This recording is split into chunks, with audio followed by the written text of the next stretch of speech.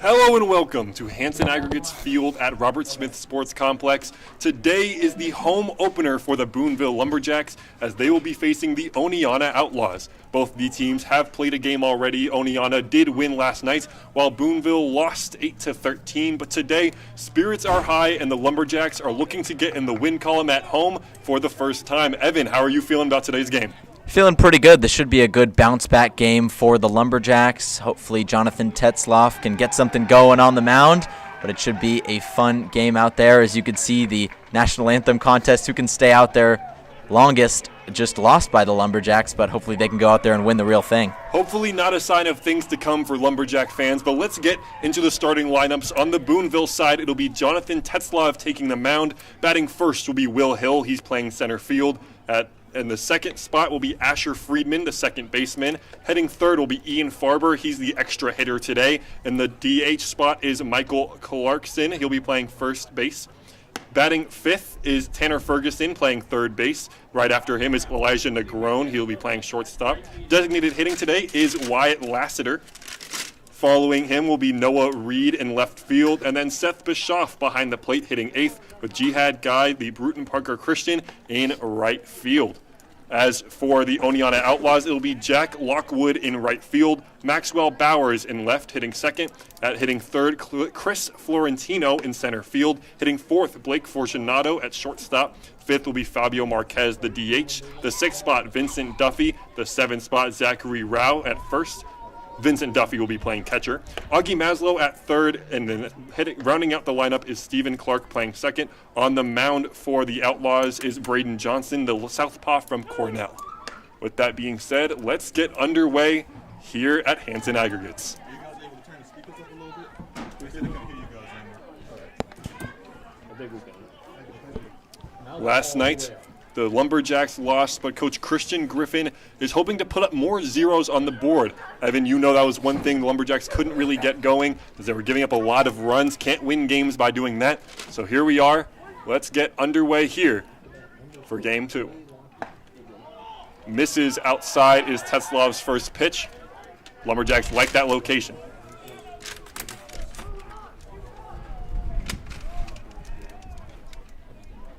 Misses upstairs, 2-0, not going to want to walk the first batter.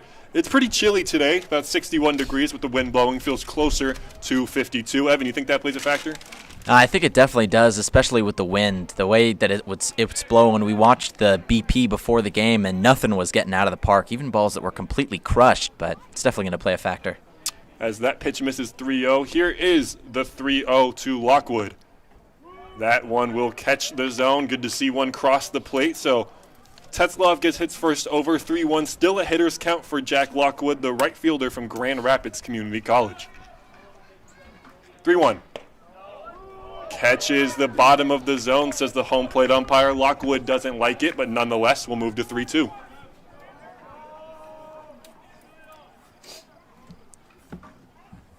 The payoff pitch. Swung and fouled back, so we'll do it again at 3-2.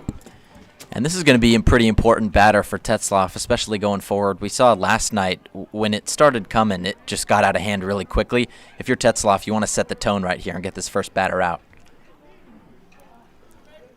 Tetzloff has a pitch, nods his head. Here's the 3-2. Swing and a ground ball to the second baseman, Friedman, who throws to Clarkson at first, and that's one up. One down early for the Boonville Lumberjacks. Asher Friedman playing second today. Played short yesterday with Elijah Negron playing second. However, midway through the game, they decided to switch, and ultimately it seems like nothing was lost there. Both two excellent fielders up the middle, and I'm sure that gives Tetzloff a little bit of confidence when he knows that he has a solid 9 guys behind him. Lumberjacks made 2 errors in last night's contest, hoping to turn that into a 0 tonight. In steps Maxwell Bowers, the left fielder out of Roosevelt University in Chicago. He is a returner for Oneonta and put up pretty solid numbers against Boonville last year. First pitch misses for a ball. Here's the second. Swung and fouled back right at us. Evan, what does Boonville have to do to stop a guy like this? I just got to fill up the strike zone. I mean, that's what we heard Coach Christian Griffin of the Lumberjacks talking about after the game. When you fill the zone and you get beat, you're not okay with that, but it's a lot better than just missing outside and walking guys. Just got to get the outs. 1-1. Swing, hit hard but foul down the left field line, so it'll be 1-2 to the two-hole hitter. Yeah, Coach Christian, you mentioned it. He's looking to put zeros on the board. That's what he stressed in today's pregame interview. And he pulled Logan Brock yesterday a little bit early. He's giving Tetzlaff a longer leash today, hoping to get 5 innings out of him. So let's see how he attacks this batter. 1-2. Swing and, fouled into the dirt. Almost got his first K of the day, but he'll have to do it again.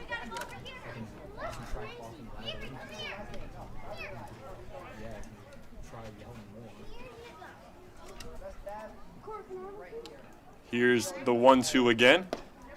Check swing, says he went around, so that'll be the first strikeout of the day and the first strikeout of the season for Jonathan Tetzlaff. Sure, that feels nice to get that one done. I'm sure it does, especially right off the bat. This is your first inning, first game at home. You really got to set the tone. I mentioned that earlier, but getting those strikeouts early, that's what's going to help him. Here is the 3-hole hitter, Chris Florentino. He plays Division I baseball at St. Bonaventure. He's also playing center field today. First pitch will be a swing and a miss in the dirt for Tetzlaff. You know, I actually spoke to Tetzlaff earlier today, who said that is something he wants to accomplish every single pitch, is that he wants to get 0-1 every single time first pitch strikes, and thus far he's been doing a pretty good job of that. Yeah, we saw that a lot last night. Getting behind in counts is what really hurt them, and if they can get ahead of it today, hopefully that'll lead to a good start from Tetzlaff. Let's see if the trend continues. Here's 0-1. Swing and a miss. The off-speed in the dirt gets him swinging on top of it, and he's quickly down 0-2. Florentino, a very big dude, listed at 6'2", 200. And you can see it. 0-2 count. Misses outside. Wasted one because he had the opportunity to.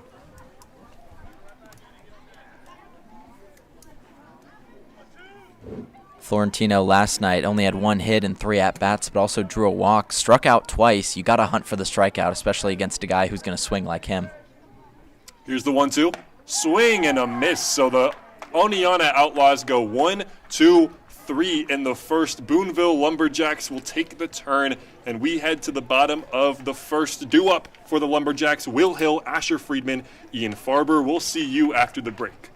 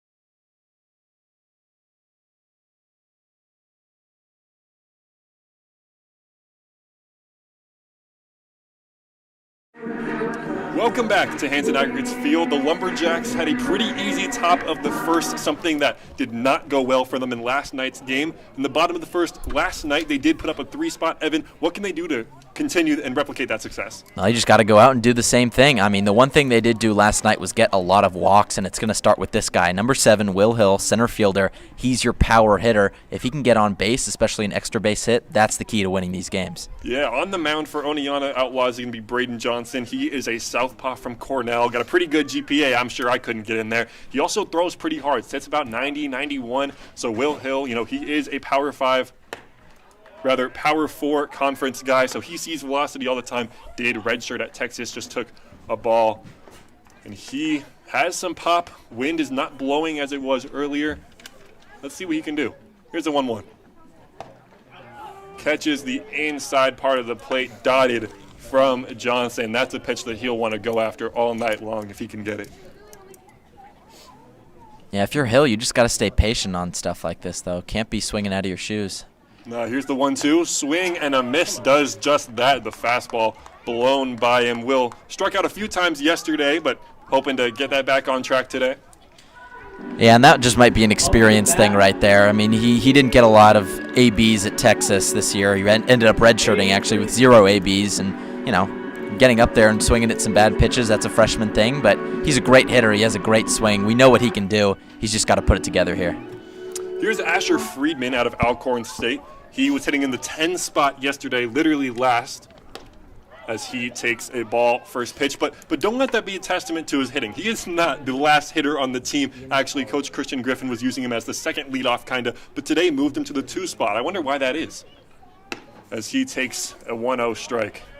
I mean, he's one of the best, smoothest swings. I know when we go and look at him in the cage, he's got a very, very smooth swing. I mean, he had a hit last night, including an RBI. Using him in that other leadoff spot is good, but I think having him in the 2nd spot is going to be better. Lumberjacks behind on the fastball early as Friedman swings and misses through that one, also kind of blown by him. Christian Griffin believes they can catch up to velocity. They just got to have the opportunity to do it, as that one is popped into no man's land down the right field line, got over the head of Rao at first, and Asher Friedman takes the big turn at first. Ultimately, nothing doing, just seeing, was just testing the waters, kind of, and he'll take his single to start off the game. And that's a good piece of hitting right there. That one might be a little bit of a jam shot, but right over the first baseman's head, and that's what you need, just any way you can get on base. It's a good time to mention the Lumberjacks sponsor is A-Town Bats. They hooked up the Lumberjacks plenty this season, so they're swinging some good lumber today, and that pitch worked inside out. You know what I call that? A line drive in the box score. Didn't look the prettiest, but ultimately it's a single, and he's on base, and he's got some speed. Which brings up the number 3 hole hitter. That's Ian Farber. He's the extra hitter today from Niagara County JUCO. What do you know about Ian, his power specifically? I mean, he had a home run last night. That's all you need to know. Hit that one way over the field, and it was kind of left center. That was the furthest one that was hit all day, and he's a plus bat. Definitely having him in the 3 spot is going to help this order. I mean, just physically imposing. This guy is 6'5". Of course, went yard yesterday. Do you think he could today with the deeper fences and the higher fences? Those are 12 feet walls, ladies and gentlemen. That's what you're seeing at home. I don't know if anyone can go yard today, but if anyone could do it, it's going to be him. He's got a lot of power in this swing. Yeah, he takes 2-0 early. Here's the 2-0 from the lefty. Swings and fouls that one. Got all the little kids in the Boonville area chasing after that one. Hopefully they don't injure themselves. That's off screen. They just tackled each other. But that moves the count to 2-1. Here's Farber again. Takes one in the dirt. Friedman jumps a little bit at first. Ultimately, nothing doing.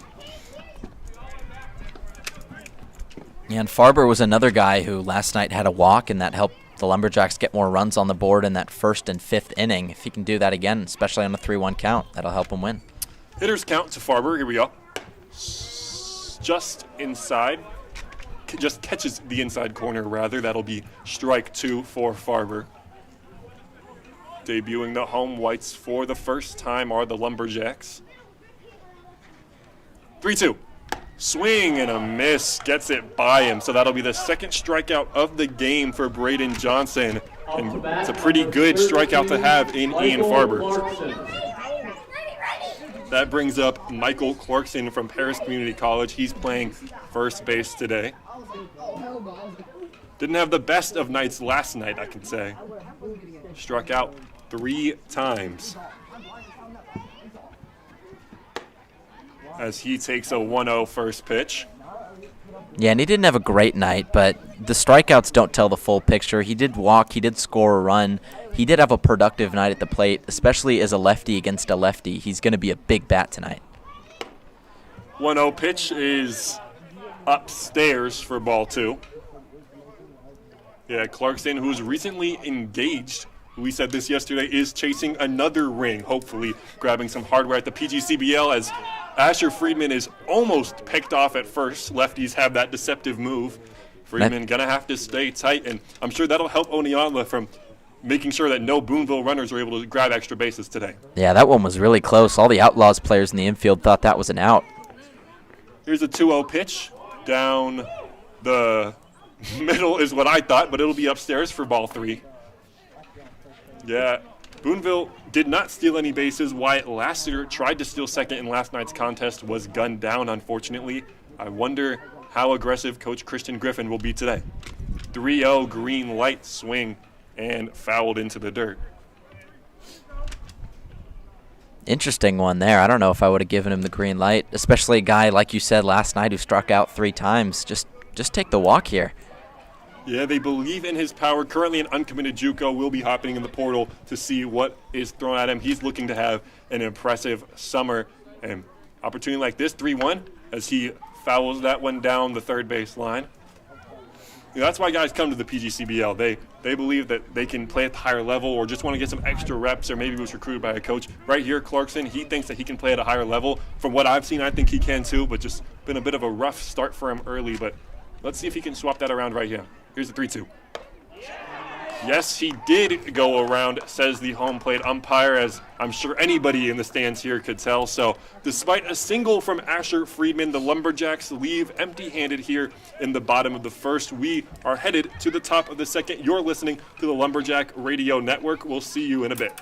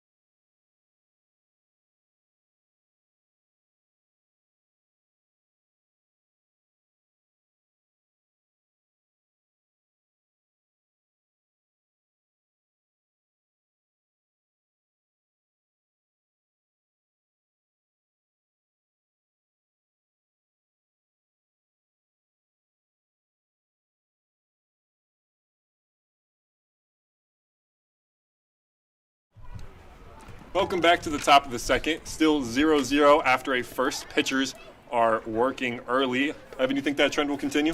I do think so, especially with the wind. Nothing's getting out of the ballpark today, certainly not with these 12-foot fences and with the wind coming in towards home plate. It's going to be a pitcher's duel out here, and whichever team can get a couple runs on the board first will be the one that wins. Here's Blake Fortunato, the shortstop. He'll be leading off the top of the second. He goes to SUNY Barakpur. What do we know about him? Well, last night he had 3 at-bats, no hits, but did walk twice with a strikeout, and at college he's a .276 hitter, so not terrible, but a lot of power in this bat. 11 doubles, 2 homers, 3 triples. This is a guy that you need to get on base. And if for the Lumberjacks, a guy they need to get out, as Tetzlav's first pitch misses upstairs for ball 1. Tetzlav lost his voice is something that we know today. Went to talk to him pregame, see what his thoughts were, and gotta say it was a little hard to hear him as that one misses outside as well. Yeah, I had a lot of thoughts but couldn't really convey them. I talked to him before the game and he said, I don't need a voice to pitch, so I'm all good to go, and certainly he's been dealing in this first inning. Did he say that? He did. I like that. Yeah, here's the 2-0. Swung and fouled back towards the Lumberjack side. Lumberjacks helping out Lumberjacks. We've got Logan Brock behind the plate with a radar gun, making sure that everyone's stats and velo are up to date. Yeah, him and Lo Wen-Shin. Wen-Shin went last night and was one of the better pitchers for the Lumberjacks, the only guy to get through an inning without giving up a run. So day off for him behind the plate, just watching some ball. 2-1 misses well inside. We'll move to 3-1. Tetzlav not trying to walk the leadoff batter. That was something that killed them in last night's contest. 3-1. Swung to and hit to the shortstop, Negron. He'll make a tough play on the way to first, and it cannot be scooped out of the dirt by Michael Clarkson. I'm sure they'll give Fortunato an infield single on that one. Yeah, that was a tough play, and Fortunato's a fast guy. I mean, 5 for 7 stolen bases, 37 runs scored last year, so not surprised to see him beat that one out. And Negron, he does have a pretty good glove. We know that, and that was just ultimately a tough play. Ball had a little bit of English on it, you could say, rolling away from him, hit off the end of the bat. And ultimately, this Lumberjacks want to make sure that doesn't happen too much, because that was killing them yesterday. Leadoff walks and infield singles. So hold that to a minimum, and the Lumberjacks should be all right. As in steps Fabio Marquez, the DH out of Coker. He takes ball 1.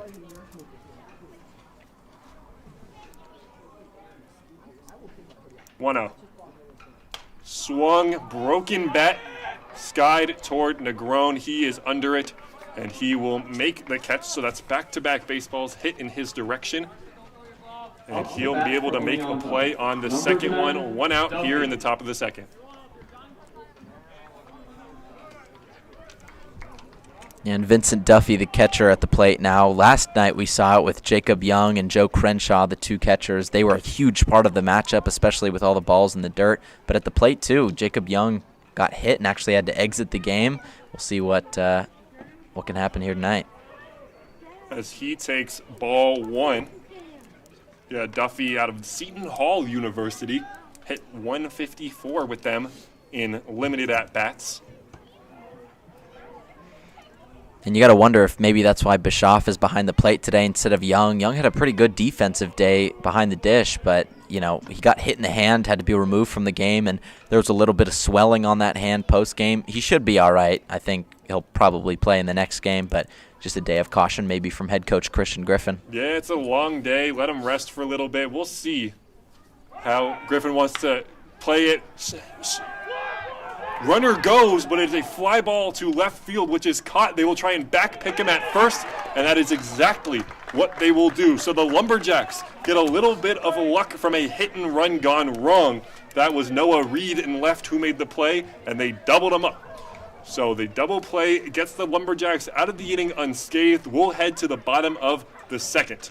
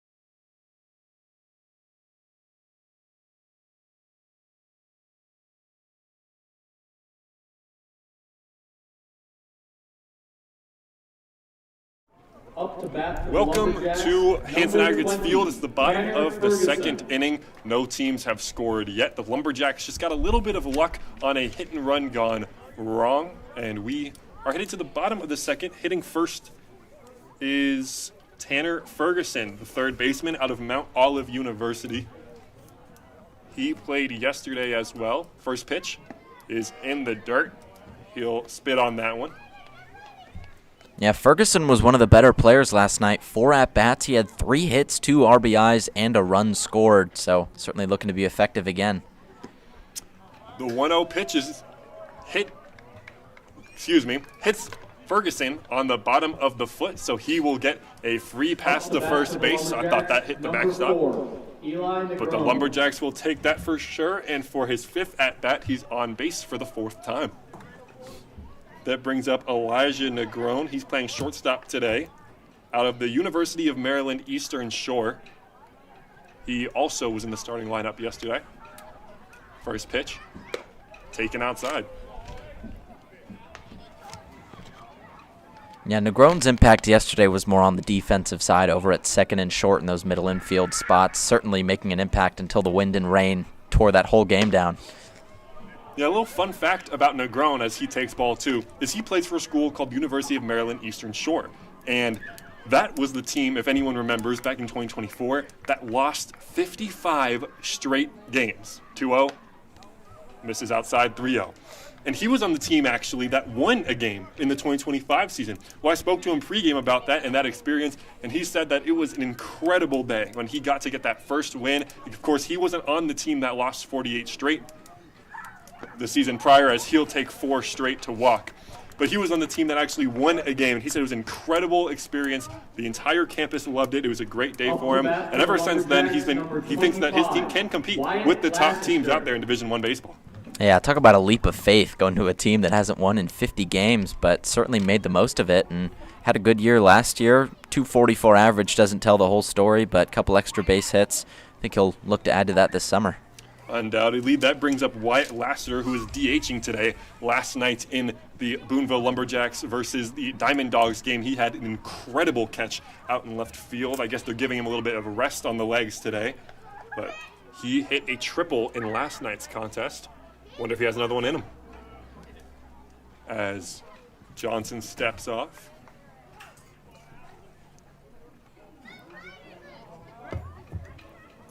Lassiter, they call him Lasso in the dugout, as he takes that first pitch down the middle for strike 1. And these are the opportunities I talked about pregame that you want to capitalize on. I mean, a hit by pitch and a 4-pitch walk, these are the ones you don't even have to get any hits. Just let the other team shoot themselves in the foot, and this is when you have to score runs. He takes that 0-1 also for a strike 0-2. And that was one thing that Coach Christian Griffin was talking about yesterday. He was pretty upset, actually, that the Lumberjacks had 7 walks in the first 2 innings and only put up 3 runs. If the Lumberjacks want to win today, that is something that will have to change going into a game versus the Outlaws. 0-2. Swung and hit decently hard, but foul down the third base line, so we'll do it again, 0-2.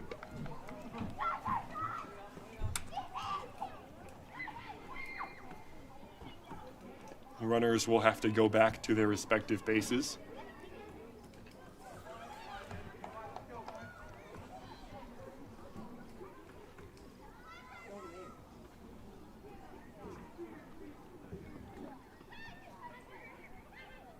The 0-2 to Lassiter.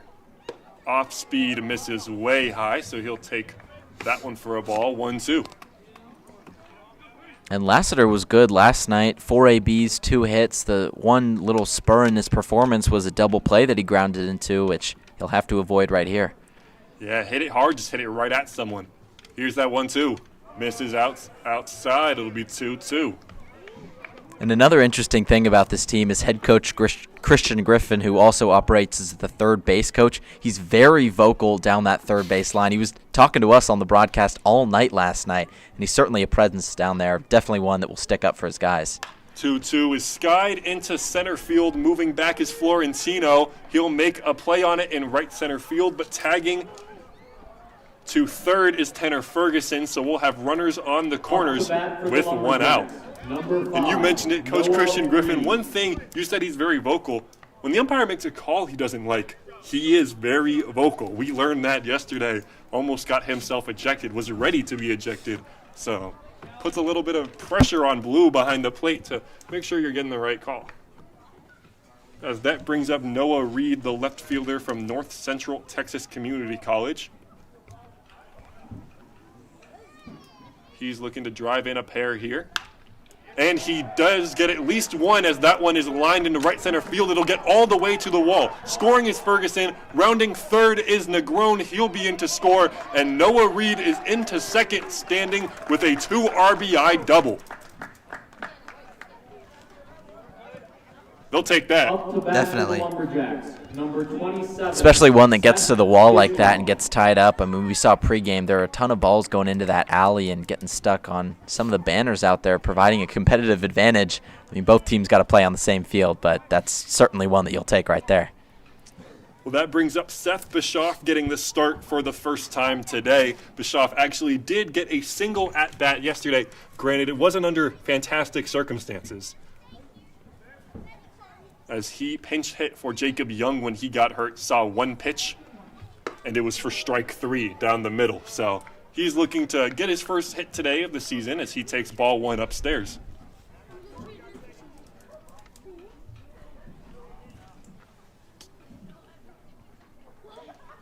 The 1-0 is fouled back. Coach Christian Griffin, good hack from the third base side. And, that's one thing. Baseball, of course, you're going to strike out occasionally. It all happens. Just go down swinging. The Lumberjacks went down looking a few times yesterday. Got to say, Coach wasn't very happy about that. 1-1 will be not thrown as he picks off to second, threw it in the dirt. Not sure Clark at second base knew that one was coming. And not a great pickoff attempt either. Stepped off and kind of just threw that one right into the dirt. Nowhere near Reed. 1 strike, 1 ball, 1 out. Runner goes to third, and that throw will be in plenty of time. So Noah Reed is called safe, rather. Excuse me. He is called safe at third. Must have missed the tag. So Noah Reed taking advantage of that speed on the base paths. Got a little crafty at third to get around the tag. Lumberjacks will take that. A fly ball will score him as the infield is in for the Outlaws. 2-1 pitch. Catches the outside part of the zone. That'll be 2-2. And Lassiter's not a guy that steals a ton of bases. I mean, he only had 1 in his entire collegiate year last season, but, I mean, that's a pretty good one right there. 2-2. Swung and missed. So Seth Bischoff goes down swinging. And that'll bring up Jihad Guy, looking to drive in Noah Reed on third. Did not play in yesterday's contest out of Bruton Parker Christian College from Atlanta, Georgia. First pitch is in the dirt, but the backstop, Vincent Duffy, gets in front of that one to save a run. Yeah, that one had wild pitch written all over it. Good save by the catcher. 1-0 pitch to Guy is in for a strike despite Jihad's disapproval. And if you're Braden Johnson, this is an out you have to have. Number 7, Will Hill, the leadoff man on deck. He cannot bat in this inning if you're the Outlaws. 1-1 misses upstairs. Count moves to 2-1 versus the 10-hole hitter.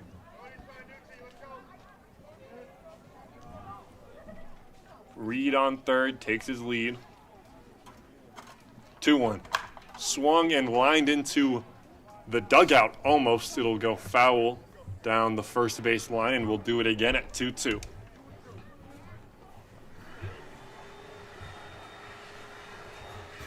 One hit for the Outlaws, 2 so far for the Lumberjacks. 2-2. Misses upstairs, will move to 3-2 versus the 10-hole. And Guy's one of the more lively personalities on this team. During the rain delay last night, he was talking about whether or not you can put lettuce on a Philly cheesesteak, which I thought was an interesting conversation to hear.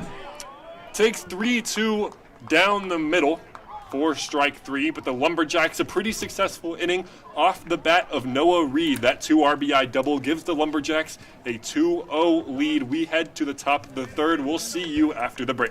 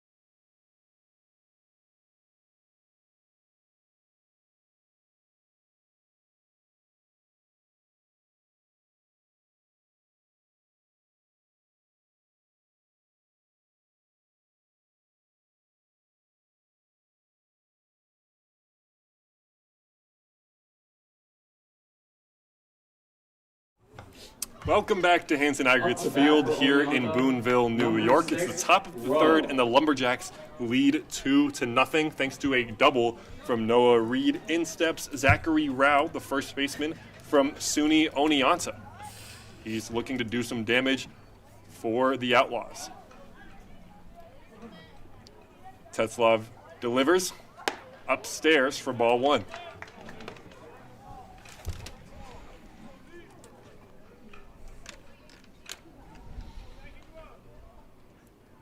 One out. Misses upstairs, same spot for ball two. And Tetzlaff is a guy who's improved a lot as his career has gone on, especially at the collegiate level. He halved his ERA from his freshman year and doubled the innings last year, so definitely a big improver in this squad. As that pitch is in for a strike.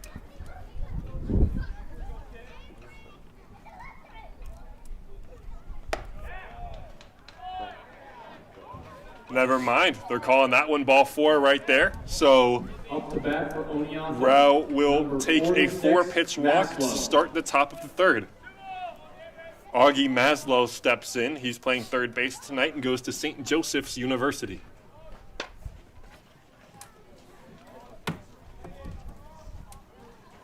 First pitch is in there for strike one.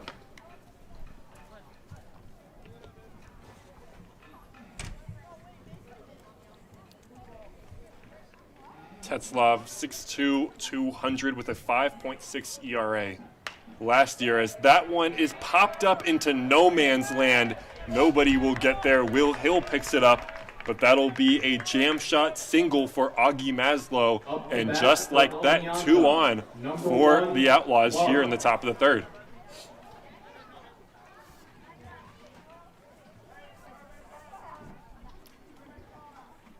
Nice piece of hitting. Got to be not feeling great if you're Tetzlaff on the mound. But in the same way that Friedman got a hit earlier in the game, the Outlaws respond with a jam shot of their own. Here's Stephen Clark.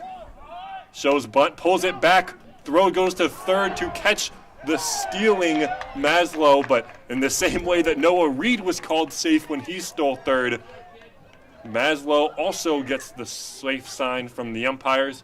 So it's a double steal for Oneonta. Yeah, and the umpire a little bit generous, I think, with both of those calls. Those ones probably could have gone either way. I think that one definitely was safe, but two really close ones. Yeah, not a position you want to be as an umpire where you almost feel forced to make a makeup call. Ball misses outside. So 2-1 here for Johnson. Excuse me, for Clark, who has a good opportunity to drive in a run here. 1-1. Misses upstairs. That's ball 3. And Bischoff is going to talk to his pitcher Tetzlaff so they can regroup, so this doesn't become a disastrous inning for Boonville. And you got to feel a little bit bad for Tetzlaff. I mean, those jam shot singles, those are going to be the only ones that you're going to give up today. The ball's not going to carry too far unless it's hitting the gap, and certainly on the ground, anything's going to get gobbled up. It's a little bit slow on the infield, especially on this field. Actually, it used to be a sand refinery, so the dirt is a little bit coarse. It's a little hard to step on, and those balls typically don't get through the infield. Infield is in just in case. The 2-1 is in the dirt, stopped by Bischoff. But the bad news is that Clark is now up in the count 3-1. You have a spot to put him, but you don't want to lead the bases for the top of the order.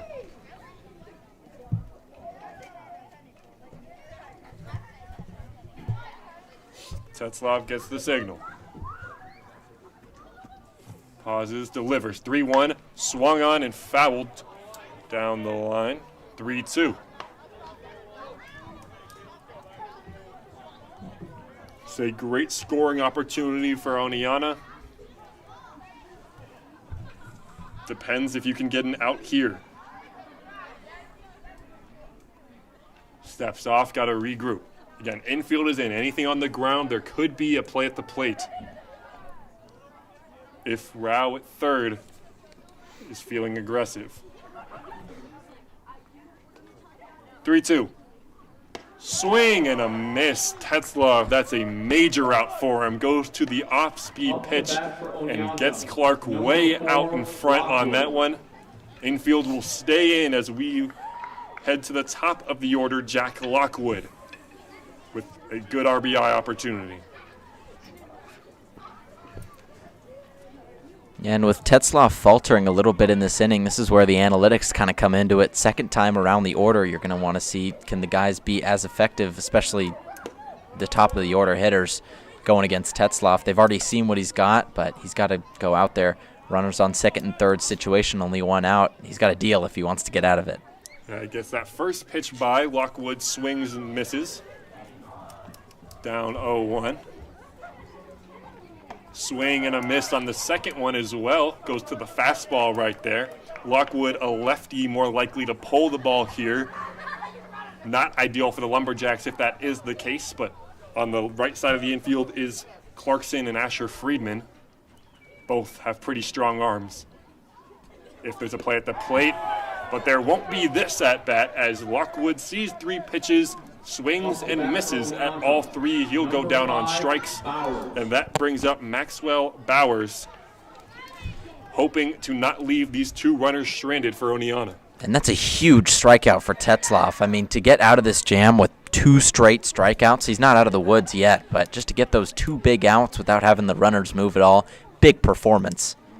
I'm not sure we'll ever be out of the woods. It's all we see for miles. But the first pitch to Bowers will be called a strike despite the Outlaws disagreeing loudly from their dugout.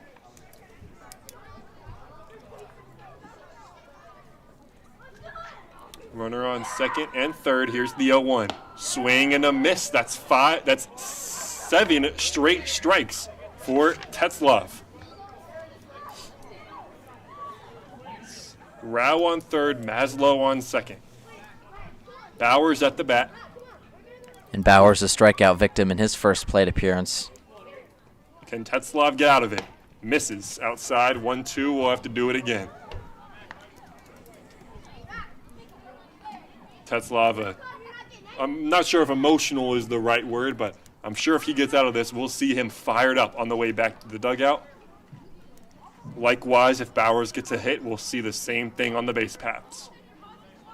Here's the 1-2. Misses outside, 2-2. I think emotionally charged might be the right term I like that. there. Emotionally charged, I like that. He doesn't let the emotions get in the way, but when there's a big moment, you definitely see a reaction out of him. On the Oneonta side, there is someone in the bullpen just in case. On deck is Chris Florentino as the 2-2 misses downstairs. So after getting him down 0-2, Bowers has fought back to 3-2 with a pretty important pitch coming up. Again, Florentino on deck. He would like to hit with the bases loaded. Tetzlaff would like to get out. Here's a 3-2. Misses upstairs. So after getting him down 0-2, that's 4 straight balls, which loads the bases for Chris Florentino, the center fielder from St. Bonaventure.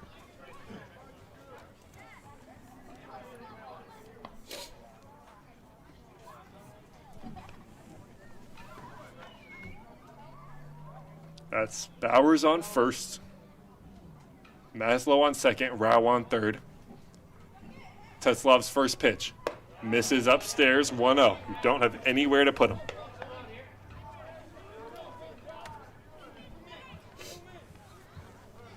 Florentino, another guy that struck out on his first at-bat, struck out twice last night. You got to hunt for the punch-out if you're Tetzlaff here. 1-0. Swing and a miss. That's a good start if you're trying to get the punch-out. Florentino, only 22 at-bats, limited playing time at St. Bonaventure, hit 136 in those at-bats. However, was a monster in high school, hit 426. Tetzlaff steps off. He'll want to regroup. Bischoff heads to the pitcher's mound. They want to have a discussion, see how they want to control this inning. And this is a smart timeout. Head coach Christian Griffin was asking for it from the dugout. You just want to settle your guy down here if you're Bischoff, the catcher. Just got to make sure he gets through this inning. You're still up 2-0. He's perfectly unscathed through 2 innings. You want to keep that going, especially if they want a lot of innings out of him today, which they do. 2 hits apiece for Oneonta and Boonville. Early in the game, but this is an excellent scoring opportunity for the Oneonta Outlaws with arguably their best hitter at the bat. 1-1, swing and a miss. And that'll move us to 1-2. Florentino shakes his head, disappointed in himself for missing that one. Looked like to be off speed from Tetzlaff.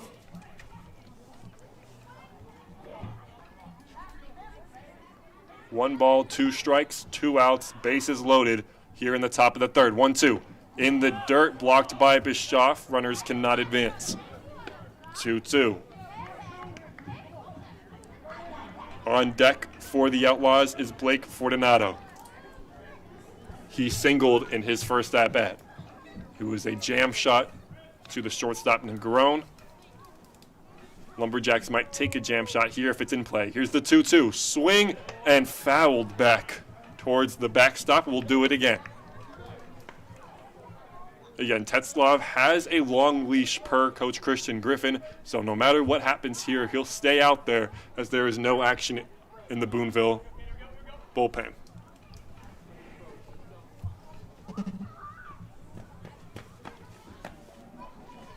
Two-two. Swing and fouled off again. No matter what happens, Chris Florentino is making Jonathan Tetzlaff work this at-bat. And something to kind of keep in mind that we're feeling over here, the wind that was blowing like crazy pregame has kind of died down. Hitters can maybe pull these balls a little bit further into the outfield if they get a good hit. Tetzlaff nods, gets the pitch he wants. 2-2. Ooh. A great take from Chris Florentino. A yes, yes, yes, no type of take. As we move to 3-2, runners will be taking off. 3-2, 2 outs, bases loaded here in the top of the third. Lumberjacks lead 2-0. Jonathan Tetzlaff on the mound. The starter from Norwich University. Here's the 3-2. Misses upstairs, walks in a run. A very competitive at-bat from Chris Florentino. Gets the Outlaws on the board. And Tetzlaff has to do it all over again, this time with Blake Fortunato. And I think that's not the worst thing in the world right there. If you're Tetzlaff, yeah, you walk in a run, but what's the alternative? The guy gets a hit and 2-3 runs score. I know it's not the greatest thing in the world, but you're coming up against a guy who singled against you the first time out. It's not the greatest in the world, but better than the alternative. First pitch to Fortunato is hit well to right field, and that ball will be gone. Blake Fortunato with a grand slam here in the third was first pitch swinging, and the Outlaws, just like that, find themselves in front 5-2. Up next to bat for Oneonta, number 40, Marquez. Well, it seems that the ball is flying a little bit here tonight. And that was definitely going to be a thing to watch because pregame everything was dying, but that one right off the bat, you could tell it was gone, and a crucial one. Tetzlaff going to be in this game for quite a while, and he's got to settle down if he wants to remain doing so. So a major inning for the Outlaws so far as that one's headed towards us. Ooh. Y'all see that? I don't have my glove with me, or else just know that I would have made a play on that, guys. Nonetheless, fouled back for strike one. We'll do it again, as that one is in the dirt, 1-1.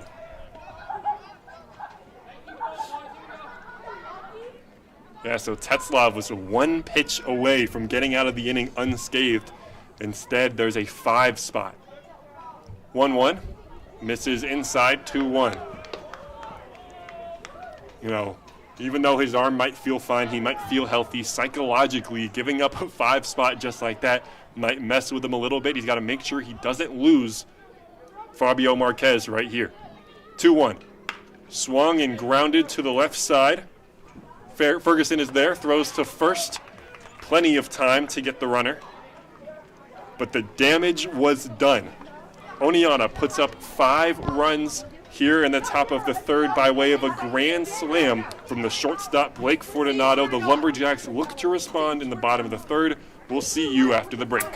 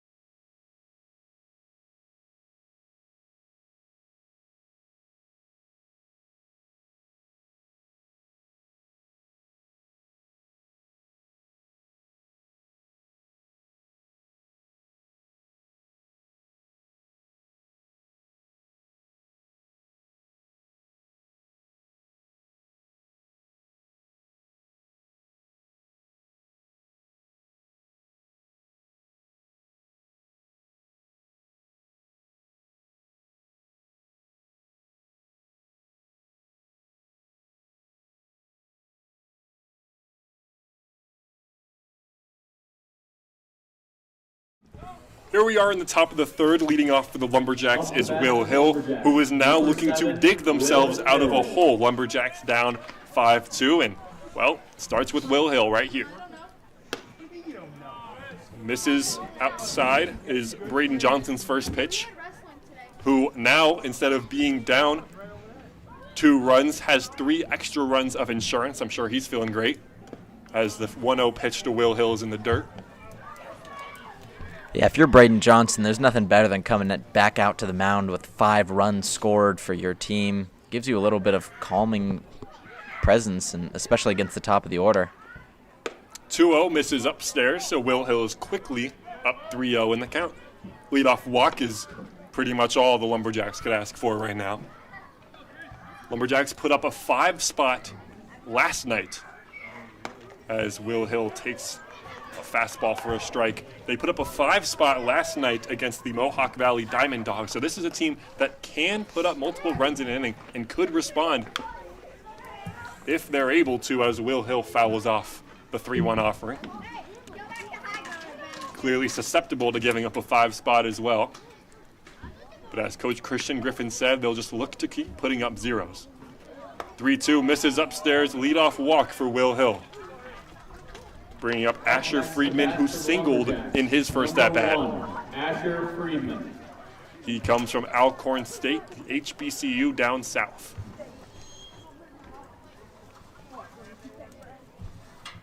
I'm sure you guys on the broadcast watching at home can see it. Quite a beautiful view in front of us.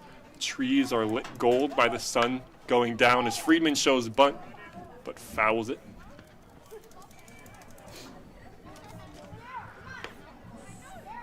We are literally playing at the bottom of a hill, so the sun will not often be a factor in these games.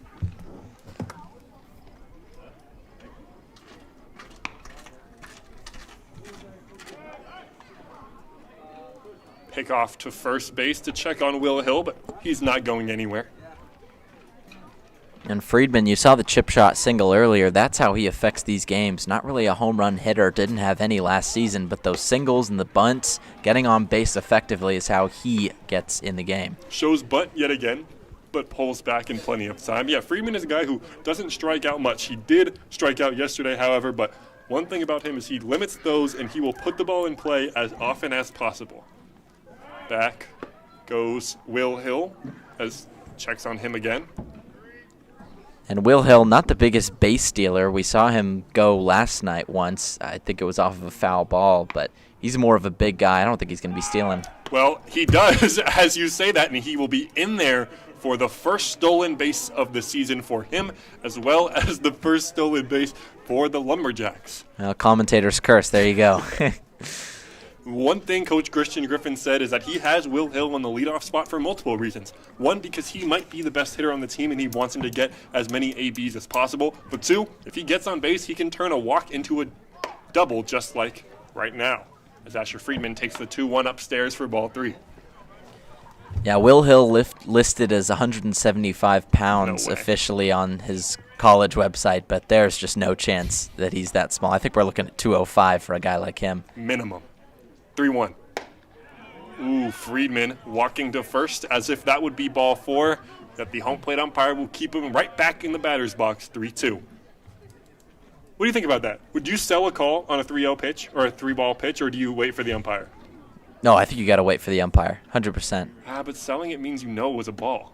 Well, that one was for sure a ball, as Asher Friedman will now take his free pass to first, way inside. Number 31, My dad wasn't a fan of it, but I thought, I'm not going to wait for the umpire to tell me that was a ball if I know it is, even if it's close. So I'm just going to walk to first, and the umpire will call me back if I'm wrong. It'll be a pitcher's meet. Duffy wants to talk to Johnson. Vincent Duffy plays for Seton Hall University. Historically great baseball program, hasn't been recently. First pitch to the lefty Ian Farber with 2 on, as he takes that one outside for a ball. And you want to talk about power hitting, there's not many players on this team better than Ian Farber. I mean, he had the home run last night. If you want to get back into this game quickly, he's the guy that's going to do it.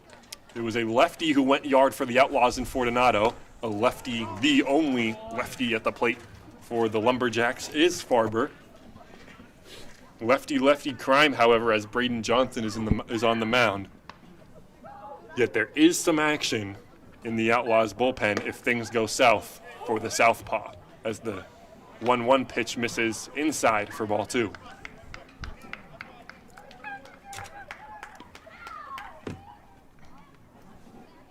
Two one, misses way upside to the backstop, so both runners will get an extra 90.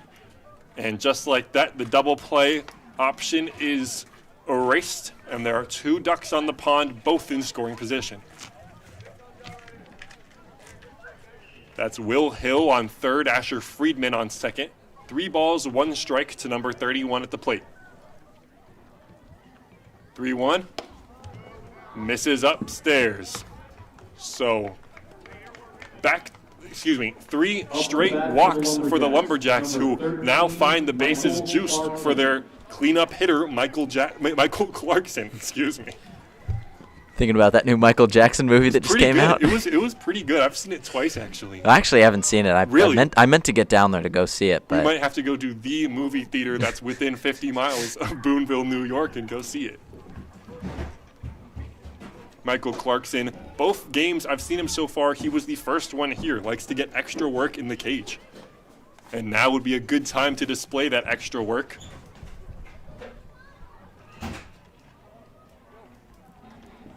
Team meeting for the Outlaws, and there will be a pitching change ultimately. So while Braden Johnson comes off, the Outlaws bring in a new arm. We'll see you after the break.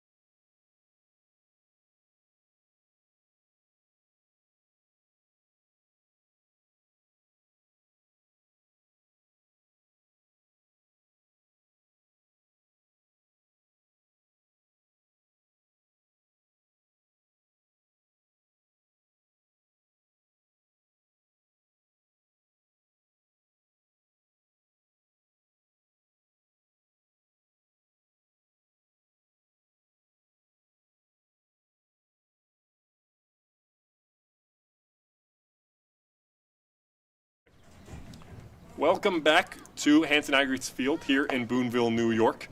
After Braden Johnson loaded the bases, Oneonta went to a pitching change. They did not want to keep the southpaw out there. Instead, they brought in Asa Dugan from Sage University, a righty, to face Michael Clarkson, the four-hole hitter for the Lumberjacks.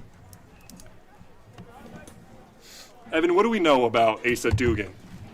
Well, he's a guy that hasn't featured that much for Sage, only 12 appearances, and that ERA sitting at 6.23, a whip over 2. Not a guy that's been very good at the college level, but, you know, you come down here at the PGCBL, anyone can do anything.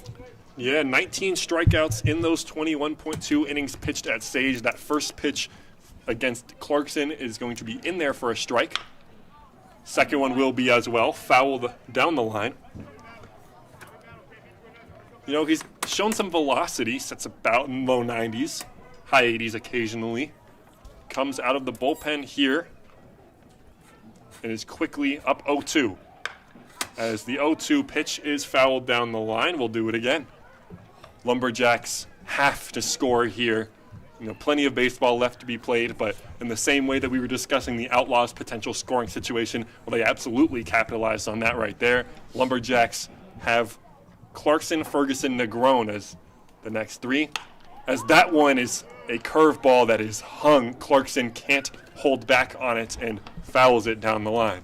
And Clarkson, you've seen 3 straight pitches where he's fouled it down the third base line. That's because the Outlaws have the shift on. All of their outfielders shifted to the right. If he can get it into that gap down there, down the third base line, he's in for maybe a triple. 0-2, misses upstairs, 1-2. Certainly when you're behind 3 runs, trying to score all 3 at once is going to be effective. Braden Johnson's day is done. Gave up 2 officially, but all 3 runners on base he is responsible for, as the 1-2 pitch is in the dirt for ball 2.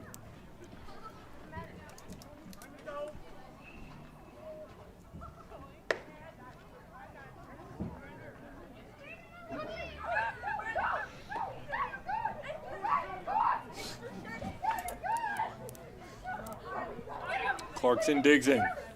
The 2-2. Popped into left field, relatively shallow. Bowers is under it and left. Will Hill will tag. There'll be a play at the plate. Throw is offline and goes to the backstop. Hill's going to score. Moving to third is Friedman, and also moving up 90 feet is Ian Farber. So the Lumberjacks get one back off the bat of Michael Clarkson with a sac fly. He'll take that. They check at third to see if Hill took off early. No, says the third base umpire. So the Lumberjacks will be happy to add one on the board. And now it's Tanner Ferguson up with runners on second and third.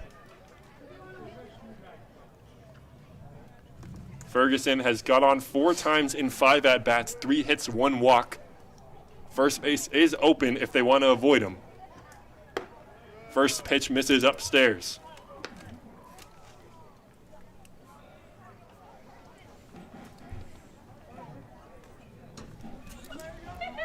I thought that flyout was pretty shallow. That was a gutsy send. As Ferguson hits that one pretty well to left, it will ultimately be foul. Maxwell Bowers chased it down, wasn't able to get there. Not sure he wanted to, as that would have likely been a sac fly. Yeah, Bowers came crashing into the wall down there, down the third base line next to the bullpen, and, I mean, certainly looked like he was gunning for that ball. So Ferguson, count moves to 1-1. The 1-1 pitch misses inside. From here, I thought it was inside. Lumberjacks agree with me. Outlaws maybe disagree. Count moves to 2-1. Ferguson, a line drive hitter, is gunning for one of those right now. Would tie up the game pretty much any ball of the outfield. As the 2-1, that's a beautiful off-speed pitch from Dugan for strike 2. Yeah, I think we can attribute that one a little bit more to Duffy. That was a pretty good frame. I'm not sure that one clipped the outside part of the zone. Umpire gets the final say nonetheless. 2-2.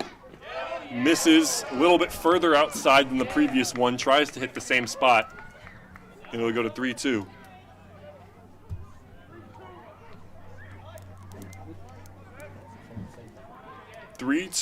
Base empty if he wants to use it. Here's the 3-2 to Tanner Ferguson. Off speed, gets it as the call, and Tanner Ferguson walks back to the dugout. Dugan goes to the off speed for the third time in a row, keeps hitting the same spot, and maybe it's a strike, maybe it isn't. But the home plate umpire says it is, and that's the opinion that matters.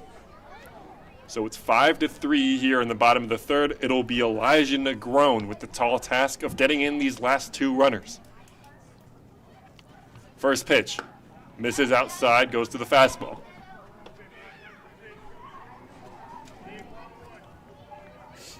Negron, a student of the game, has a 3.75 GPA. Swings and misses at the fastball. Negron, one more thing about him, from New York, a New York native, upstate specifically. He played in perfect game tournaments growing up. He was always at those PG tournaments with a little PG hat, and now he's playing for the PG CBL. 1-1, fouled back towards us, a little further to the right. I'm not in any danger for those wondering. And it moves to 1-2. And a whole stampede of children trying to get that foul ball. Certainly part of the culture here. We saw it on that home run ball. I think, yeah, they get to keep him. They get to take him home. So with the way they're chasing him down. We saw it with the home run ball. Everyone started sprinting down there to the Lumberjacks bullpen down the first base line. 1-2, gets him looking. So back-to-back strikeouts for Asa Dugan. Comes in with the bases loaded and no outs. And cleans it up. Allows one by way of a sac fly, but ultimately does a job. And the Outlaws head to the top of the fourth, still leading 5-3. We'll see you after the break.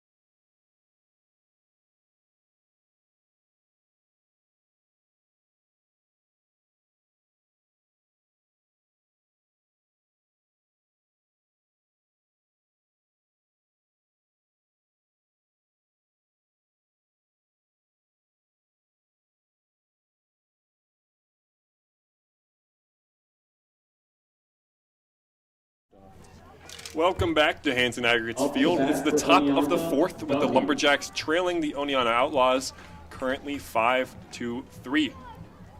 Batting for the Outlaws is the catcher Vincent Duffy. First pitch from Tetzlaff is in there for a strike.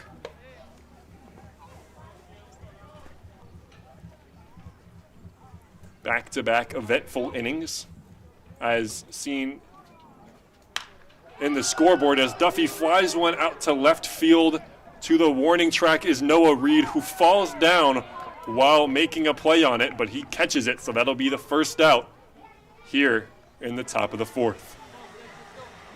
Up to bat for Oneonta, number 6, Rowe. Now that's about as well as you can hit one without it leaving the yard. You know, that one saw the warning track, so didn't quite get all of it, but that's a sight that we do see here often at Hanson Aggregates. That brings up Zachary Rao from SUNY Oneonta. He's playing first base today. He walked in his first at-bat, came around to score a run. As he looks at a pitch inside for ball 2.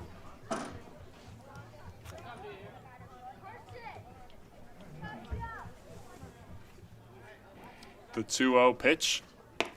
Same spot inside for ball 3. And this is not a guy you want to walk. Did a little bit of everything on the base paths last time out. Stolen base, ended up scoring a run as well. So keeping him off the base paths early will help Tetzloff to get through this inning. Well, that's a good sign. The 3-0 pitch is called for a strike. So we move to 3-1 against Rao. Here's the 3-1 pitch. Swung on, grounded to first. Michael Clarkson fields it cleanly. And that's 2 outs for the Lumberjacks as they attempt to go around the horn and launch the ball into left field. Not what you want to see out of your defense, but as long as they're keeping it clean during play, that's all that matters. And they have been so far, no errors allowed through 4. Don't jinx it. Broadcaster's curse isn't real, as the first pitch to Augie Maslow is swung on and missed. It might be real. Happened earlier in this game.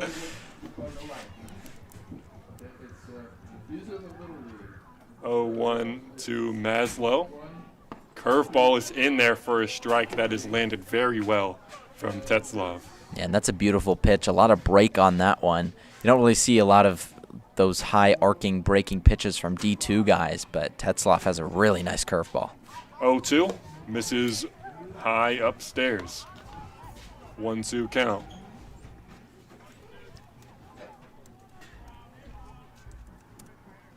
Losing daylight pretty quickly. Lights at Hanson Aggregates will have to turn on soon. 1-2, swung on and grounded to the shortstop. Elijah Negron makes a play. Ooh, throw is slightly offline. Clarkson catches it off the bag, fields and tags Maslow, but the umpires disagree. First base thinks he's safe, home plate thinks he's out. They'll have to discuss it. I personally think he was out, and that is the call they're going to go with. A 6-3 to get the Lumberjacks out of the inning unscathed.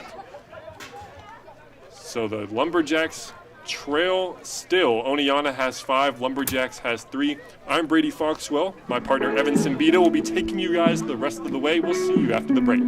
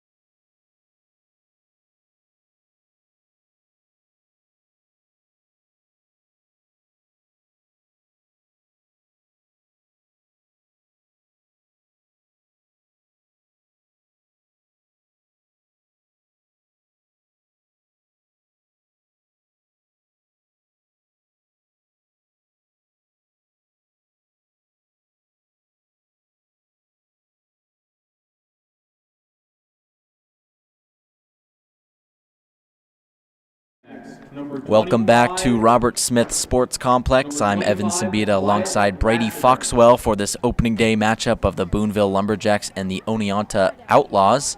After a 1-2-3 inning from pitcher Jonathan Tetzloff, it's the Lumberjacks on the offensive now.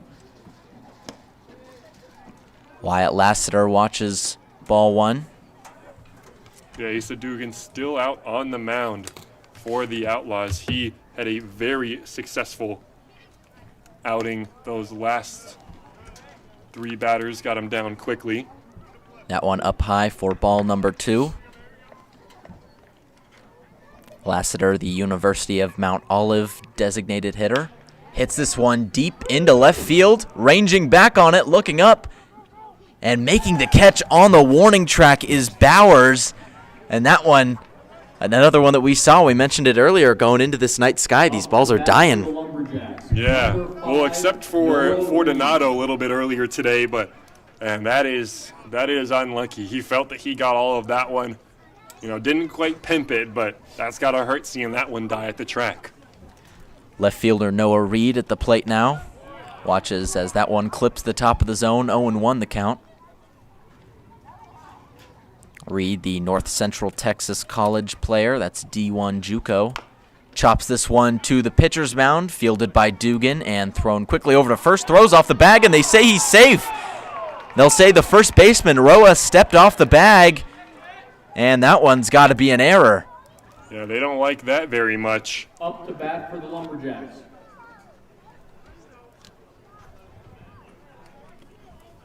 But they'll discuss it. Coach for the Outlaws comes out, has a word with the umpire. And they both agree that he's safe. So the Outlaws disagree, but ultimately the Lumberjacks get one on. Up to bat for the Lumberjacks. I'm more so thankful there wasn't anyone hurt at first there. I mean, looked like a collision could have happened there. You know, thankful that nothing worse happened, but Lumberjacks apply some pressure. Bischoff, the catcher, stands in and watches as strike one goes across the plate. Yeah, Dugan is doing a good job getting ahead of counts, absolutely. I mean, he's gone first pitch strike for, I believe, every batter thus far. As he checks on first, I don't think Noah Reed is taking too big of a lead, but stole a base already. Bischoff, a strikeout victim in his first plate appearance. You know, one thing about the Lumberjacks is they're facing back-to-back Division I catchers now. Yesterday they had Joe Crenshaw. Runner goes, and he's caught in a pickle. Gets down low and tagged out on the head by the shortstop.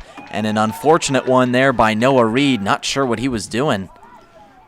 Yeah, as I was saying, they're facing Division I catchers, Division I backstops, dudes with Division I arms. Yesterday was Joe Crenshaw from Richmond. Today it's Vincent Duffy from Seton Hall. And, well, not sure what his thought process that was there, whether to fake the steal or to go fully, but gets caught with him getting gunned down here at second. Bischoff, other than striking out tonight, didn't play last night, caught a lot of bullpens for the Lumberjacks, and then had to pinch hit on a 2-strike count and struck out. That one in there for strike 2. 1-2 the count.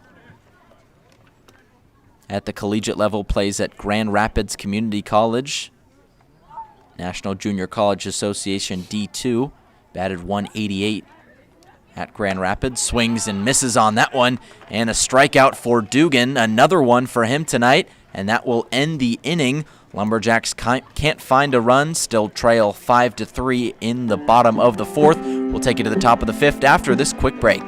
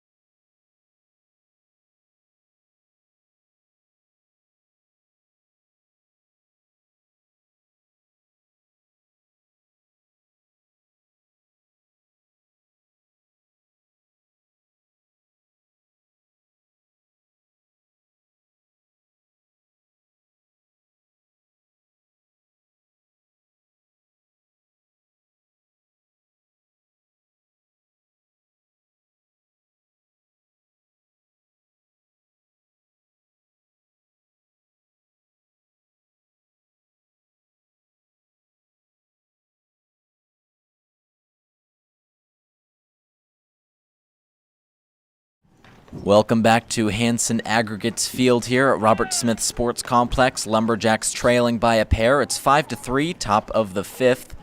Outlaws at the plate. Yeah, last inning went pretty quickly for both the top and the bottom half, but one thing I'm noticing is that the mound might need some work. That's the second time in a row that Jonathan Tetzlaff has slipped coming off the mound. Just throwing that out there right now. Hopefully, it's just a two-time thing, but something to watch for player safety. Tetzlaff still out there for the Lumberjacks, fires strike number 1. Stephen Clark, the second baseman, the batter for the Outlaws, a strikeout victim in his first plate appearance by way of swinging. Swings and misses at that one, 0-2 the count. Clark flings off the elbow guard and steps back in the box. Sometimes it really is the elbow guard. Well, elbow guard or not, fouls that one into the dirt. 0-2, we'll do it again. Does drip equal skill? Sometimes. Not all the time, but sometimes. I was always pretty superstitious. If I got a hit, I would keep on whatever I was wearing. If I didn't, I would switch it up some way. Lose the batting gloves, lose the elbow guard, add the sunglasses. Who knows? Tetzlaff fires too high, 1-2 the count. Tetzlaff so far, outside of a blow-up 3-run inning where he surrendered 5 runs, has been perfect. Fires that one way outside, 2-2 the count. Yeah, when it's early in the summer like this, you can't really beat yourself up over an outing like this. Actually, it's one that, should be celebrated, actually. Despite giving up an unfortunate grand slam, that's not quite what the story shows. It's his first start, and, 5 spot doesn't look great, but he really has been fantastic tonight. So I hope whatever happens in this game, he should hang his head high. Yeah, the grand slam by shortstop Blake Fortunato hit deep into the Boonville sky. Here's the 3-2. That one up high and a walk for Tetzlaff, and maybe a little bit of command coming off as we go later into this game. Up to bat for Oneonta, number 4, Jack Lockwood.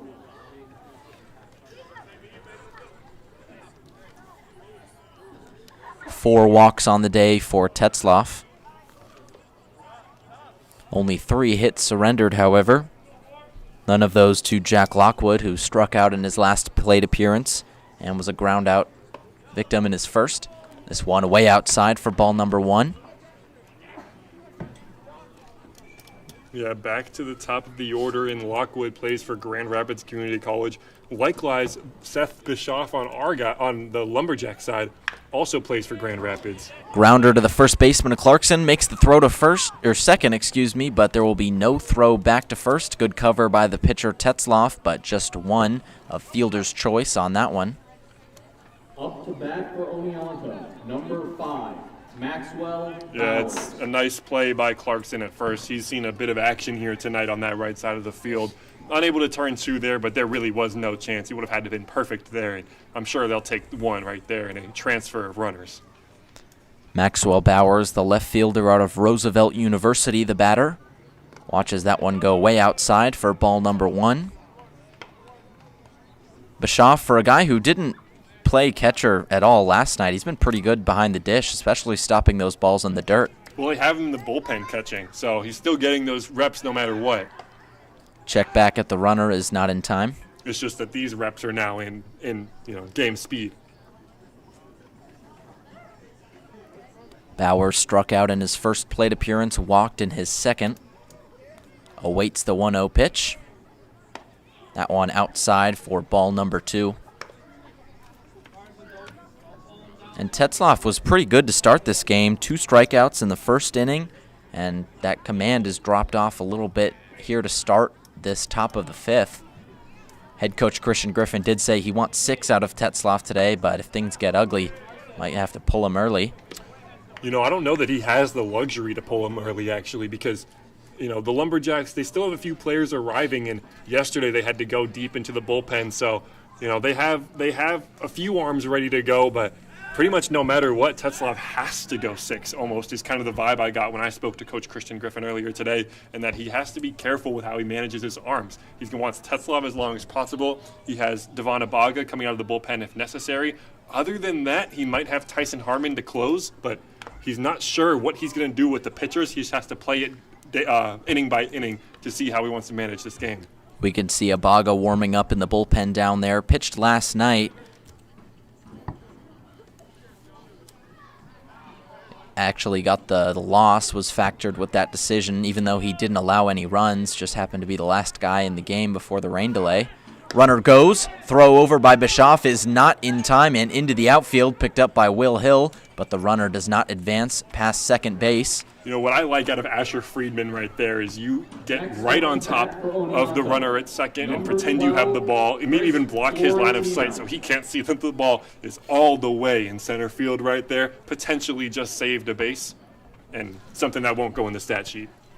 Bauer struck out on that last one, so it's Chris Florentino, the center fielder, the next batter.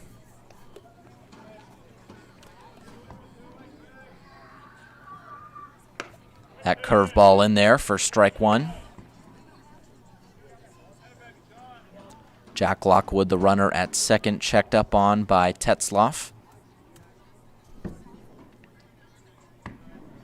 And Tetzloff, like I said, with the exception of that one inning where he kind of blew up, he's been going through this order pretty effectively. Yeah, Florentino in his last at-bat worked a very, very competitive walk, and one that, you know, I want to say kind of saved the game, actually. You know, he strikes out there, and it's a 2-0 game at the time. Turns into 3-0 maybe, but he, by working a walk, got on base, drove in a run, and then allowed Fortunato to hit a grand slam the next at-bat. So one of the unsung heroes of this game. Florentino was 1 for 3 last night in the Outlaws opening day win with a walk, 2 strikeouts, however. That was his fate in the first at-bat today. Swings and chops this one down the third baseline, but foul towards the Outlaw bullpen. 1-2 the count. Tetzloff hunting for his 5th strikeout on the day.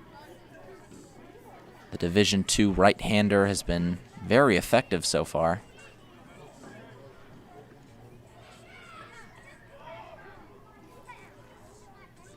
"6'2" out of Goshen, New York, 150 miles southeast of here near New York City. This one hit into center field. Hill ranging back on it, gets under it, and makes the catch. And another clean inning, 3 in a row for Jonathan Tetzloff on the mound. The Lumberjacks still trail. It's 5-3 going into the bottom of the 5th. We'll be right back after this short break.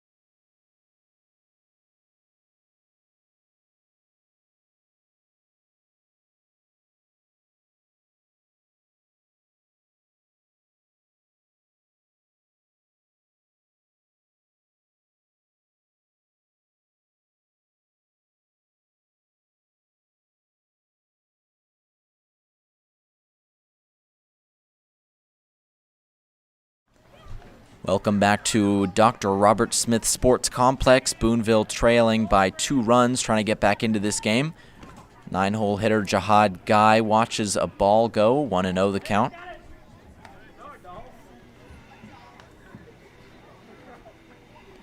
Yeah, guys, looking to get his first hit of the season. Didn't play yesterday, has the opportunity to today. Looking to make the most of it. Guy fouls that one off. 1-1 the count.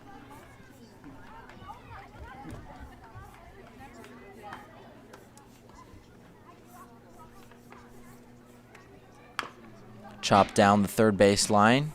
Misses third base coach Christian Griffin, and 1-2 the count now. You know, I spoke to Coach Christian Griffin yesterday, who said that if they really need help out of the bullpen, he thinks he can still hit 96. I'm not sure. This one chopped to the shortstop, Fortunato. Fires over to first and got him in time, but it looks like there was a collision over there at first.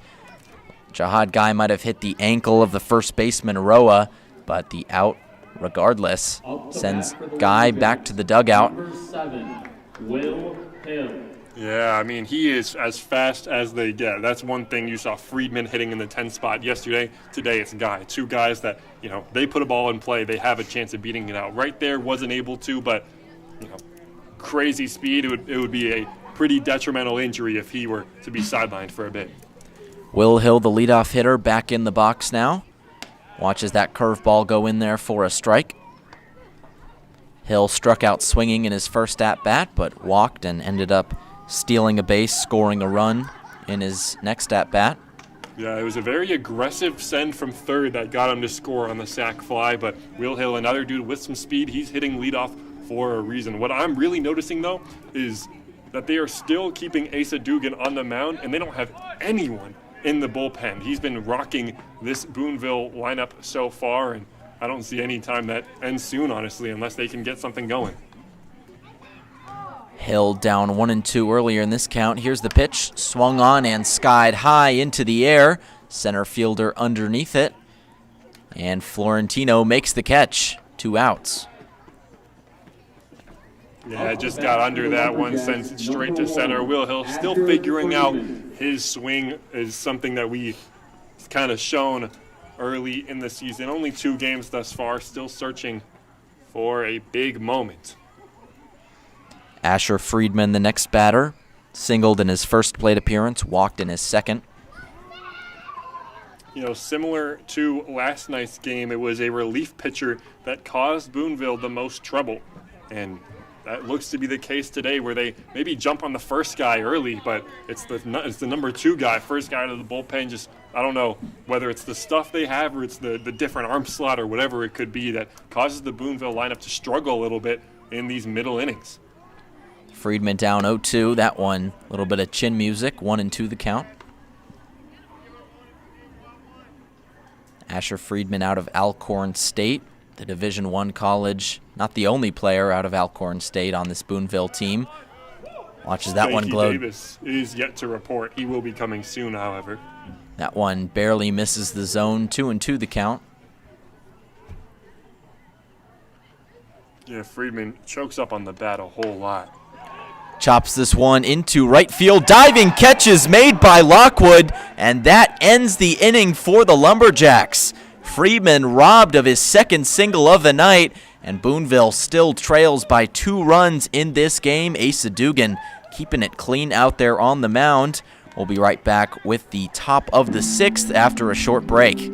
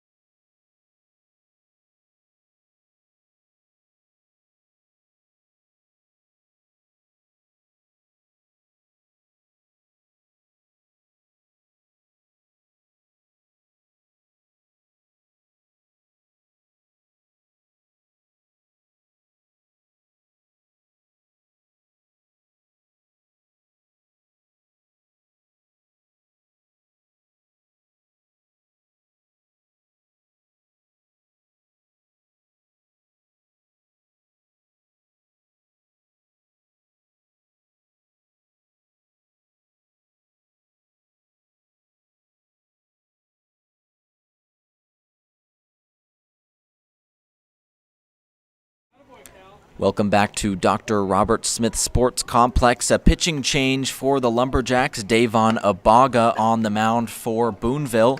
Pitched last night, had 3 ABs as a hitter, as well as 2/3 innings pitched as a pitcher. Only surrendered 1 base runner off of a walk, had a strikeout as well. Ended up being factored with the loss, but here he is, second straight day of work, and pretty early on, Brady. What does this say that Coach Christian Griffin is reaching deep into the bullpen for the second night in a row. Well, he has some belief in Devon, they call him Devo, that he can throw as hard as anybody on the team. He sits, low 90s, about that 92 spot. But yesterday, he's had a little bit of issue with command. Well, Coach Christian doesn't have too many different arms to go to. I know Tyson Harmon is still available, but he wants to go to him a little bit later tonight. And, they have 2 days off after this, but he's still not sure about what guys can do what. At the end of the day, he wants the players healthy for collegiate baseball. The PGCBL is not more important than their health as pitchers, so he's going to want to make sure that everyone is okay. He must have talked to Abaga earlier today. That's why he's not in the lineup, is because he figured he would be pitching. So now it's about his trust in Abaga to throw strikes, and it's about Abaga's ability to throw strikes. Final line for Jonathan Tetzlaff: 5 innings pitched, 3 hits, 5 runs surrendered, all of them in that third inning, and 4 walks as well as 5 strikeouts. A productive start minus the third inning for the righty. Not really what you wanted from him. Christian Griffin mentioned to us pregame he wanted 6 innings, and obviously with the 5 runs surrendered, not great, but a pretty quality start, I would say, outside of one swing from the other team. For the first outing of the season so far, that's one you got to be proud of ultimately. He beat you on one pitch, just happened that one pitch had 3 people on base, the worst time for someone to beat you. But, getting 5 innings out of him is perfectly acceptable, and Coach Christian Griffin got to be pleased with his starter. Well, speaking of that home run, it's Blake Fortunato at the plate, the man with the grand slam earlier in this game. Had a single in his first at-bat as well. Looking to get on base for the 3rd time today. Yeah, Baga likes that fastball. He'll go to it a lot. The problem is, how often can he throw it for a strike? 2-0 the count after that one misses. Fortunato, the lefty out of SUNY Brockport, freshman from Deposit, New York. Last night in the Outlaws win, had 3 at-bats, no hits, but 2 walks and a run scored. Transfer portal opening Monday. I wonder if he'll have any interest. That one almost hits him, but hits the dirt first. 3-0 the count. Hit 276 with SUNY Brockport and 152 at-bats, 11 of those for doubles, 2 of them for home runs, 38 RBIs in total. Productive year from the freshman. That one inside and a walk, so 3rd time on base today for Fortunato. And Abaga's got a man on early to deal with. Up to bat for Oneonta, Yeah, that's not the sign that you want from Abaga. He's came in here, he walked a few batters yesterday, but the goal is to throw strikes today. That's what Coach Christian Griffin wants, and that's why there's going to be an early mound visit just like this. This game is too close to throw in the towel. I'm not sure if he'll pull him yet, but he definitely wants to make sure they're on the same page and that Devo will be throwing strikes. And interesting, just 1 batter in, he can't quite pull him. You have to face a minimum of 2 batters before you can take a pitcher out of the game, so they'll stick with Devo, as they call him in the dugout. Started last night's game as the extra hitter and in the leadoff spot.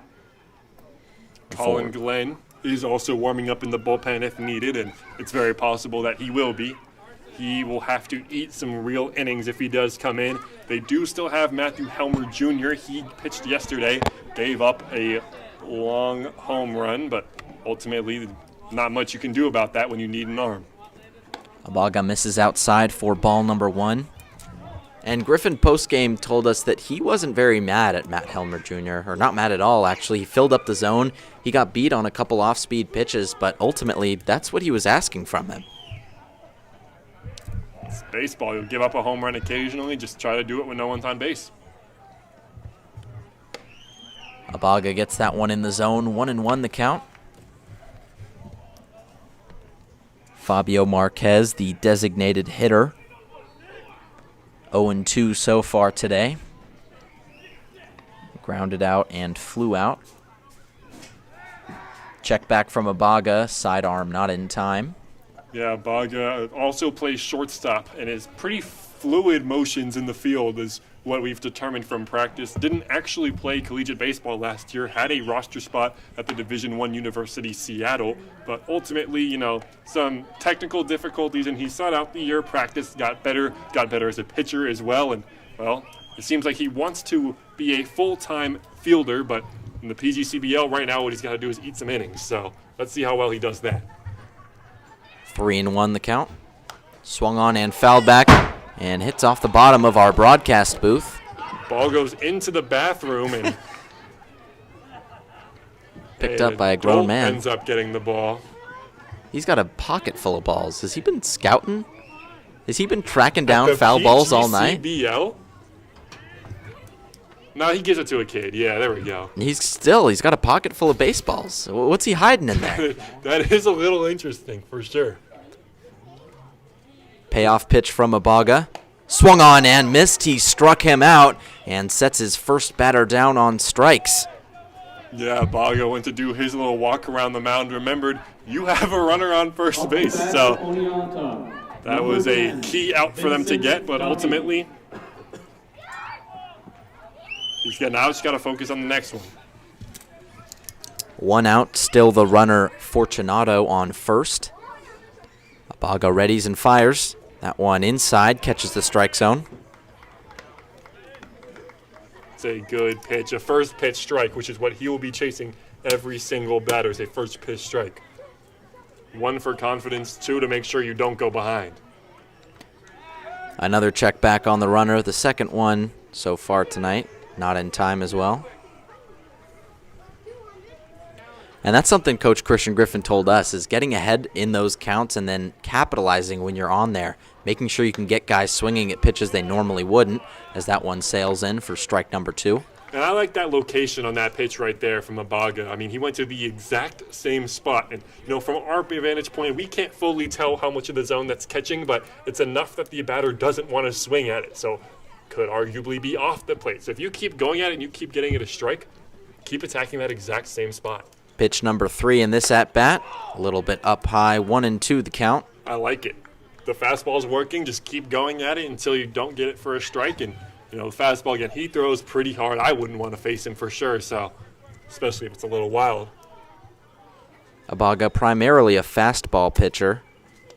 Had a 92nd percentile fastball in high school as that one skips in the dirt, collected by the catcher Bischoff. Went to the off-speed there, left it about 55 feet.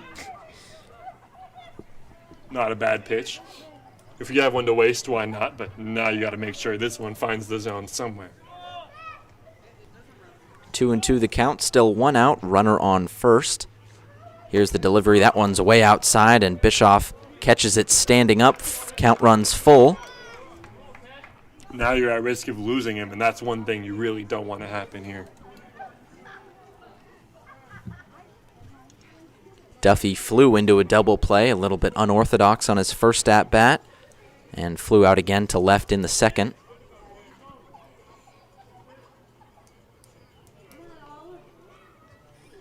Here's another payoff pitch from Davon Abaga. Runner jitters back and forth. He goes. That's in there for strike 3, but they can't get the throw. Goes into the outfield, picked up by Will Hill, and the runner Fortunato in safely after the strikeout. So Abaga gets the man at the plate, but the runner advances from first to third off of the error by the catcher Bischoff. Yeah, still working on some infield logistics. You know, Bischoff with a spiked throw, if it's kind of the location you want it to be. You want it to be low near the feet. Just difficult hop for Friedman, a little bit too much to handle, goes into the outfield, but you know, I'd take a trade for an out. This one chopped to the shortstop, but can't get the ball in time, and that will mean a run scored and an RBI for Zachary Rao. And the first baseman gets on off of the error by Negron. Up to bat for Oneonta, number 46, Augie Yeah, Vasquez. that's weak contact, you know, but there's nothing you can do about it. A chopped single to the shortstop. Negron is playing back there. Even if he does field that cleanly, I don't think there's any way he makes a play on it ultimately. So, nice piece of hitting, does a job, and it's a single in the box score. So after the single by Rao, it's Augie Maslow, the third baseman, at the plate. Singled and stole a base in his first plate appearance, grounded out to third on his second. A third check back by Abaga is met with screams from the Outlaws dugout. Heard that a lot tonight. And you got to wonder why he's checking back, because these aren't exactly competitive checks. This one skied into right field. Guy ranging into foul territory and makes the sliding catch. Jihad Guy had to slide on both of his back legs and ultimately makes the catch to end the inning. Only one run surrendered. Davon Abaga comes in and does his job. Boonville still trails by 3 runs. We'll be going into the bottom of the 6th inning after this short break. We'll be right back on the Lumberjacks Sports Network.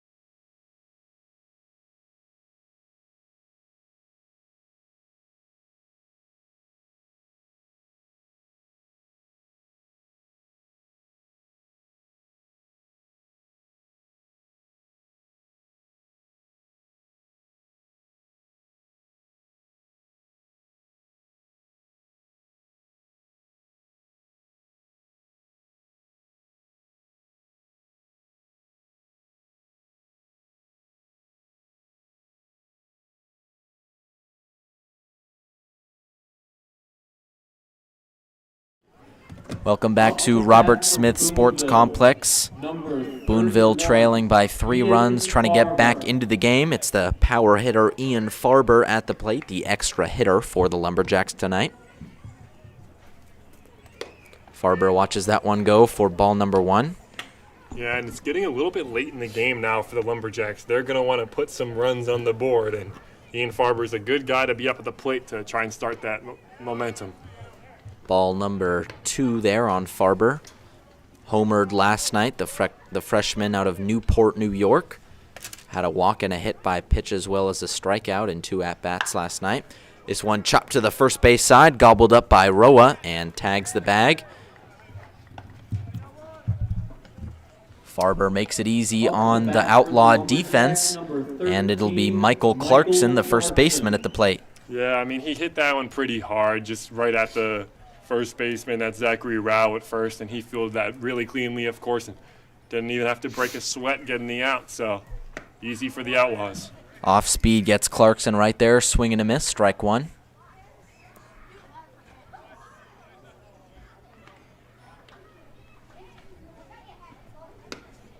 That one clips the outside corner as well. 2-0, 0-2 the count. And Asa Dugan still out here for the Outlaws, in for his 3rd inning of work. This one chopped into the left field gap. That'll get down, and that's got extra bases written all over it. Clarkson takes the turn but stays at first. It'll be a long single for Michael Clarkson, his first hit of the day. Up to bat for the Lumberjacks, number 20, Tanner Ferguson. Yeah, just, kind of a jam shot almost. Didn't get all of the barrel on it, but hit it down the line where the outfielders were playing a little bit to the right, so plenty of space there. Just not the fastest runner is Clarkson, so he'll take a single there. This one fouled back behind the plate. All the kids will go running for it. And believe it or not, in 2 2/3 innings, that's Asa Dugan's first hit that he surrendered. Tanner Ferguson, Wow. the third baseman. That's the first. Wow, yeah, no, he has been dealing all night tonight. That curveball tops the zone. Ball 1.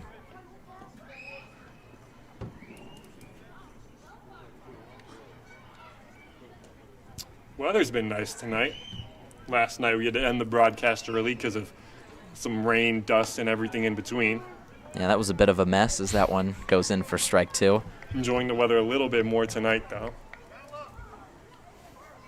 Still a little chillier than you'd like it to be, though.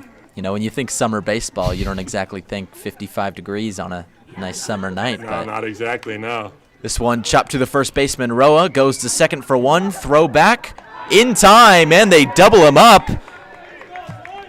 Despite allowing the first hit of his night tonight, Asa Dugan gets out of the jam with a double play, and the Lumberjacks left scoreless for the third inning in a row. Still trailing by 3 runs. Dave Oneonta back on the mound after this short break. We'll be right back on the Lumberjacks Sports Network.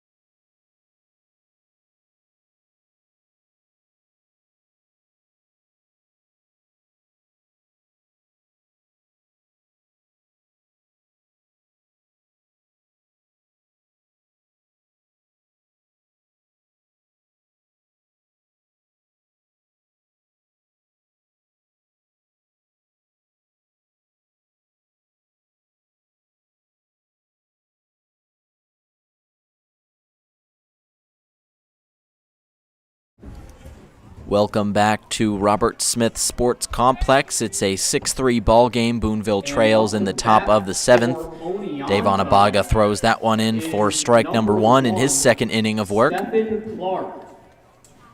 Getting ahead early, again, that's one thing they'll be stressing, is trying to do that as often as possible. That sounds like a broken bat. This one chopped to right field. Guy gets under it and makes the catch. Am I correct that that's a broken bat? Sounded like it from up here. Sounded like it to me. Up to bat for Oneonta, number 4, Might have to retire that bat. That's one thing that Coach Christian Griffin said even before the season started, is get ready for some broken bats. You know, the motto is that Lumberjacks create firewood. Well, that's the 3rd broken bat of the season in 2 games, and I'm sure it's a trend that'll continue. This one chopped to the first baseman, Clarkson, who collects and tags his own bag in the close play, but gets the out. And back-to-back pitches means back-to-back outs for Dave Oneonta. That's exactly how the Lumberjacks want this game to go, is quick outs as quick as possible, so they don't have to worry about, you know, using as many pitchers as possible, that anyone can get their rest that they need. Maxwell Bowers at the plate now, struck out in his first 2 plate appearances, but had a walk in the other one. Ended up scoring a run off of that walk.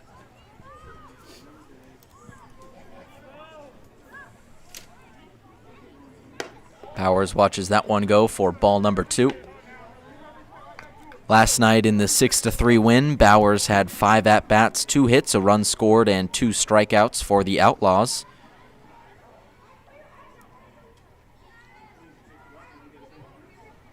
Watches that one go for ball number 3. Bowers out of Roosevelt University, Division II in the Great Lakes Intercollegiate Athletic Conference. One of the older players on this Outlaw team, a junior. Watches that one go. 3-1 the count now. Yeah, I wonder if he'll be able to bounce back in a count like this where you have him down. You know, get that first strike, but there's a psychology in that, just throwing that first strike after 3 straight balls. This one hit into the left center gap, but the center fielder Hill is underneath it, squeezes it for out number 2. Out number 3, excuse me, and that will end the inning. Oneonta gets through clean for the first time this season, and the Lumberjacks still trail by 3 runs. They'll chase it at the plate on the other side of this break. We'll be right back after a quick break on the Lumberjack Sports Network.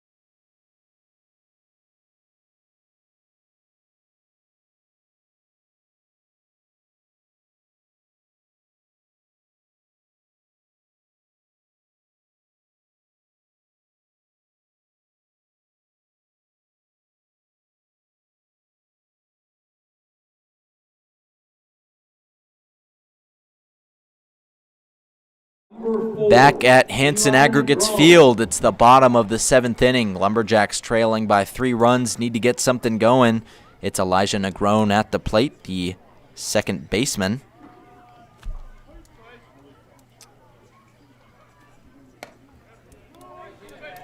Strike one.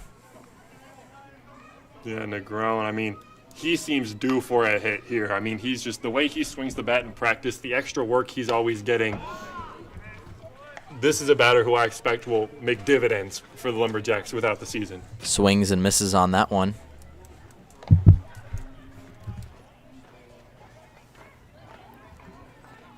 You know, while we speak, Game 7 is being played between the Thunder and the Spurs.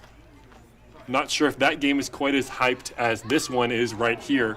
This one fouled back towards us yet again, and a play made by an Outlaw player on his way back from the bathroom. But he's not going to give it to a kid? Does he know the kids get free candy when you exchange them? For anybody wondering, the Spurs are currently up by 10 points against the Thunder as this one is fouled into the softball field. Still 1:49 left in the first period. Quarter. In other sports news, Arsenal versus PSG was a great game today.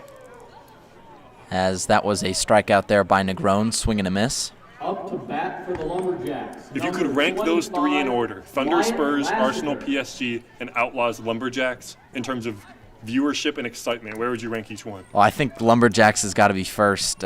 Probably, I'd say the UCL final would be second, and then unfortunately your Thunder have to take up third place.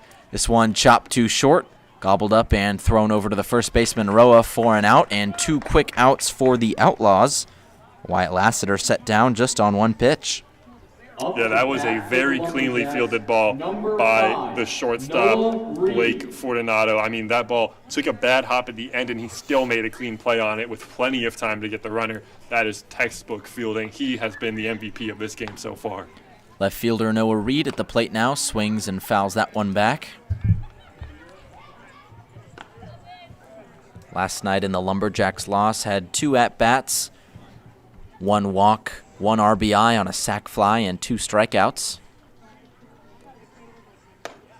That one inside for ball number 1. Almost wore that one. Didn't miss his shoulder by too much. Be almost smart to lean into one at this stage of the game, trying to get something going. Fouled to the backstop, 1-2 the count. Reed currently in the transfer portal, just graduated from North Central Texas College, the JUCO. He was a redshirt sophomore, so he got 3 years at the JUCO level. Now looking for his next 4-year home. Checks his swing on that one. They'll say he went, and a strikeout for Noah Reed ends the inning. Boonville left searching for answers for the 4th inning in a row, and nothing going. Asa Dugan absolutely dominating out on the mound. Lumberjacks will be back on defense after this short break in the top of the 8th inning. We'll be right back on the Lumberjacks Sports Network.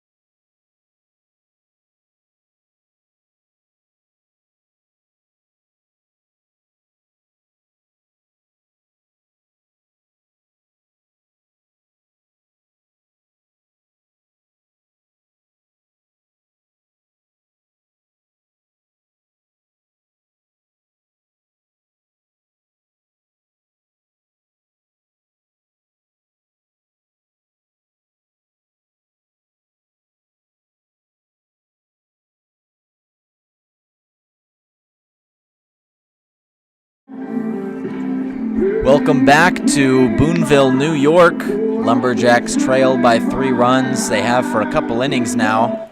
And it's Colin Glenn out on the mound for the Lumberjacks. First appearance of the summer for him. Uncommitted JUCO sophomore from Kansas Wesleyan University. Out for his first inning of work. Yeah, he is a guy we often find in the bullpens. Every day that he's able to throw, he is out there throwing. Sits, low, high 80s, maybe low 90s. Haven't quite put the radar gun on him yet, but, he will be an interesting arm for this Oneonta team to see, and now it depends on how well they're going to hit him. Now we've got Lo Wen Xing, the right-handed pitcher behind the plate with the radar gun tonight for the Lumberjacks. If only he would tell us. If only. Should go down there and ask him. Unfortunately, he doesn't speak too much English. I had a little conversation with him today. I was able to say some things to him. Really? I tried to get him for an interview because, for those at home, Lo Wen Xing is the coolest dude on earth, but we don't know anything about him. We know he's from Taiwan, and he throws gas. That's about all we know. That's about all we know. I tried to interview him today, but it's a little difficult as we had the Taiwanese translator. That one in there for strike 1. He says he enjoys playing baseball. He's played since he was 8, and that is all I got. Chris Florentino, the center fielder at the plate for the Outlaws. Struck out in his first plate appearance. That one outside for ball 1. Big fan of the hat coming off as you throw it. I mean, you're throwing velocity. Oh, he's certainly throwing hard. I mean, I think that's, his second delivery in 3 pitches where the hat has come off? That shows grit right there. Or maybe his hat doesn't fit him. One of the two. It's not really important.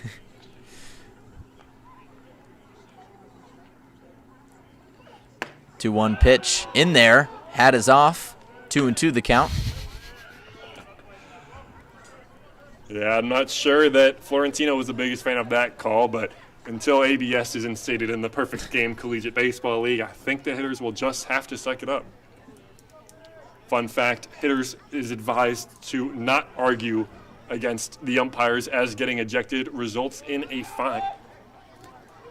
Glenn steps off before the crucial 2-2 delivery. Gets the signal from his catcher, Bischoff, and readies. Here's the pitch. Hats off again. That pitch way high, though. 3-2 the count. And, man, they got to get Colin Glenn some bobby pins or something. This hat keeps coming off on every pitch. I'm not sure how much I trust the barbers in Boonville, but if he has to get a haircut, he should tell me where he goes because I, too, am in need of one.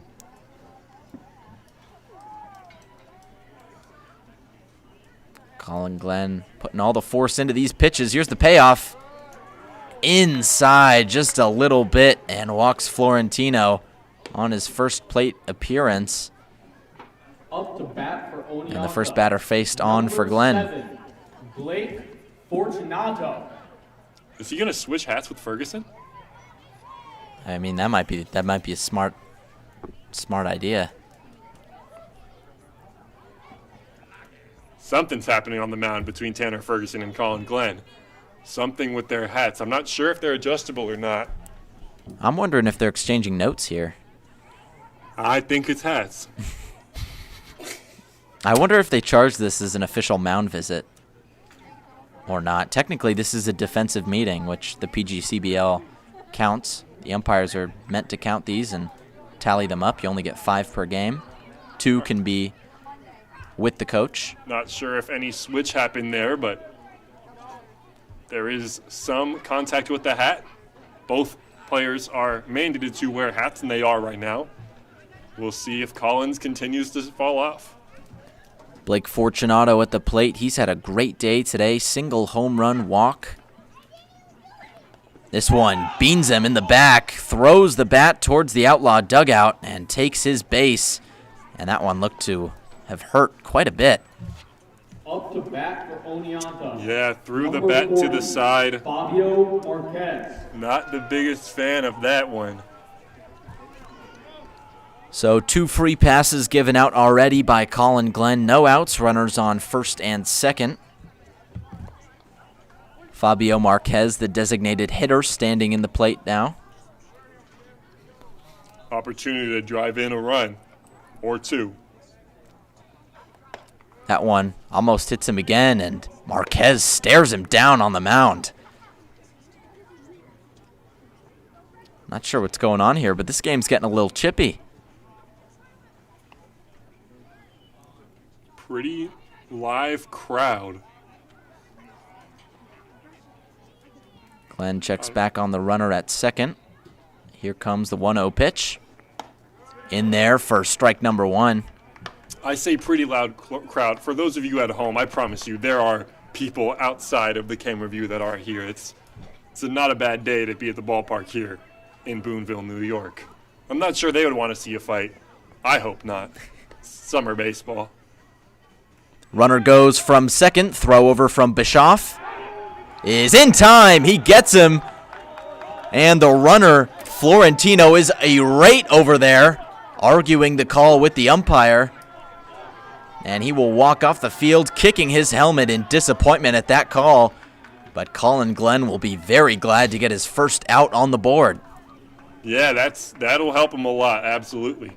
I'm not sure what the call was on that one or whether or not he was actually safe, but, it was a great throw, and that ump has gotten one wrong earlier in the game, possibly a makeup call, not sure, but, Colin Glenn will be happy to get that one nonetheless. So Bischoff clears a runner off the bases with his arm. Colin Glenn, this one chopped down, but this will be foul into the Lumberjacks bullpen. One thing I noticed there, Florentino at third, a little upset. He might have wanted to challenge that for we're not in, this isn't Division I baseball, unfortunately. We're not in Kansas anymore. You can't challenge calls in the PGCBL. You might just have to live with what you get, and what you get is an out call there. Colin Glenn readies and fires the 2-2. That one way over the head of Bischoff, and the runner goes to second, rounds for third, but stays put. And a wild pitch right there for Colin Glenn. Yeah, I guess command really has been the biggest struggle with all these pitchers, maybe minus Tetzlav. But yesterday we kind of saw the same thing with Lo Wen-Shing when he touched the mound, and a little bit of difficulty with walking. Devo actually has probably had the most consistent outing today, but yesterday he was struggling to find the plate. So just some little things the Lumberjacks got to work on over the upcoming days. They have the next 2 days off to really figure out and construct this bullpen. This one chopped to the shortstop, diving play to the knee, and the throw not in time. No force play at third, so an infield hit there for Fabio Marquez. Yeah, I don't think he had any play at first. That's the smart play, to try and get what you can at third. Ultimately, just, nothing doing. That's another tough play to make, and ultimately a pretty good single for the Oneonta side. Vincent Duffy, the catcher, now at the plate for the Outlaws. Singled in his last at-bat, but flew into a double play in his first. Flew out to left on the second. First pitch is hammered to the shortstop on a line. He catches it. Go throw back to first for the double play. And not sure what happened there. They'll say it hit the ground first. And the runner out at the plate. What a heads-up play by the shortstop. Wow. And Negron turns two on what was an unlikely chopper. Yeah, caught it on a line, tried to go to the double back at first, just slightly out of time to get that play. But I'm not entirely sure what was happening with the decision to go home, but maybe trying to catch the Lumberjacks off guard. But he was ultimately hosed, and that is a nice way to end the inning for the Lumberjacks, and Colin Glenn's got to be thanking his lucky stars that he got out of that inning purely thanks to his defense. Lumberjacks still have life, down 3 going into the bottom of the 8th. It'll be Seth Bischoff, the catcher, who just made that play. The first batter will be right back on the other side of the break on the Lumberjacks Sports Network.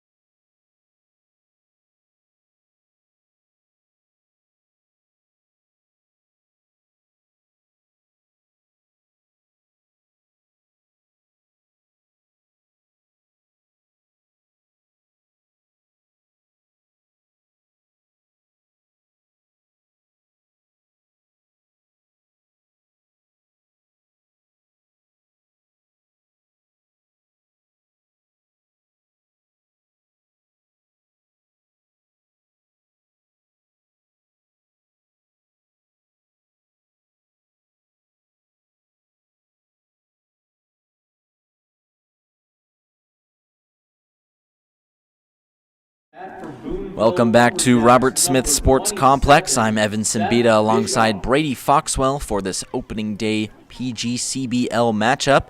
It's the bottom of the 8th, catcher Seth Bischoff batting for the Lumberjacks. Chops this one into the left field corner.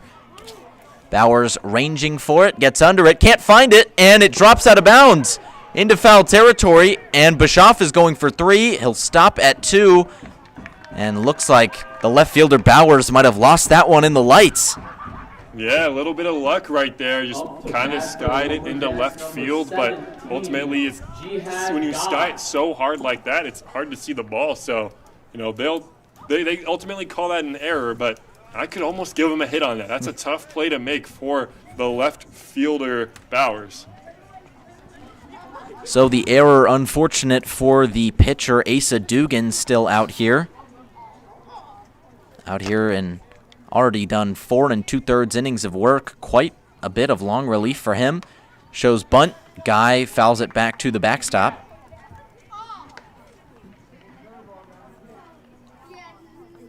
Jihad Guy, the batter, the right fielder.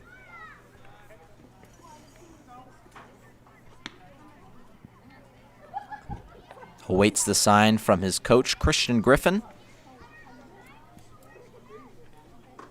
The Bruton Parker Christian University freshman awaits the pitch. That one, curveball, doesn't hit the zone. 1-1 the count.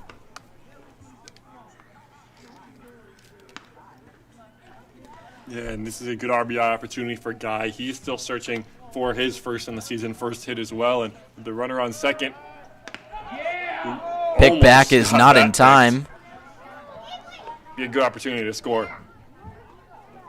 Good pickoff move. Guy struck out in the second inning, grounded out to short in the fifth. Only his third plate appearance of the night, all the way in the eighth inning. This one inside for a ball. The double from Bischoff there signifies the first non-1-2-3 inning in 3 innings. So the reason that Dugan is still out here, still dominating the Lumberjacks, is because they haven't given him reason to come out, and his arm is still okay because he's only facing 3 batters an inning. Guy hits this one to left field. Bowers under this one and squeezes the catch. Does not make an error this time around, and there's one out. Back to the top of the order for the Lumberjacks. Will Hill, now the batter.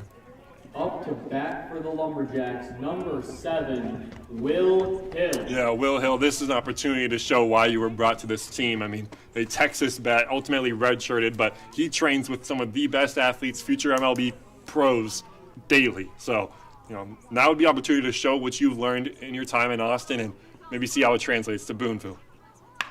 Hits this one to the third baseman off the side of the glove. This is going to score a run. Bischoff is going home, and he's going to get into second. Safe with a double. And Will Hill with his first hit of the season. It's an RBI double for Will Hill. Boonville only trailing by a pair now. It's 6-4. Yeah, that's kind of exactly what we were talking about, is that he is capable of hitting the ball hard, putting it in play, and that's what he does right there. Hits it that's pretty hard down the line. Third baseman just has no chance at getting there. Maslow, pretty good defender, but not really hard. Hit too hard for him to make a play on it. So Will Hill, just like that, gets a double going, and now he's in scoring position for the next guy. Friedman chops this one to short, checks back on the runner at second before making the throw. The Lumberjacks thought that he might have stepped off the bag there, but an out regardless. Friedman set down for the second time in a row, and Ian Farber now the batter.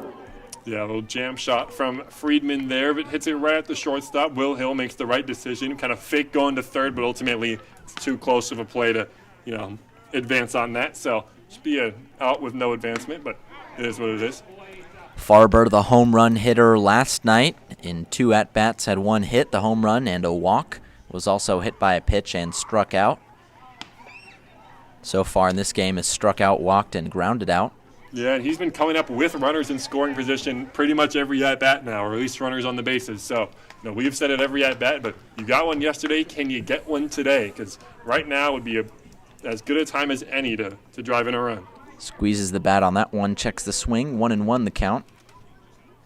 Here's the next pitch from Dugan. Check swing down the third base line. That one's going to roll foul. Yeah, Dugan is 1 pitch away now from, how many innings is that? 4 innings of pretty much, and we're giving up a run now, but 4 innings of work that has carried them into this game. I mean, well, technically he's at 5 1/3. 5 1/3, really. Wow, yeah, he has been unstoppable today. The same thing happened yesterday when they faced the Diamond Dogs, and it was Dylan Anicelli that got the best of the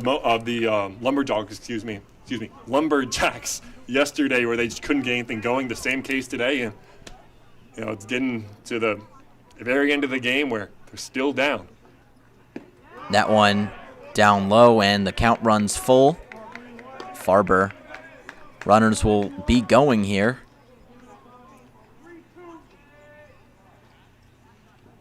Farber, the power hitter, awaits the pitch. Could tie up this game with 1 swing.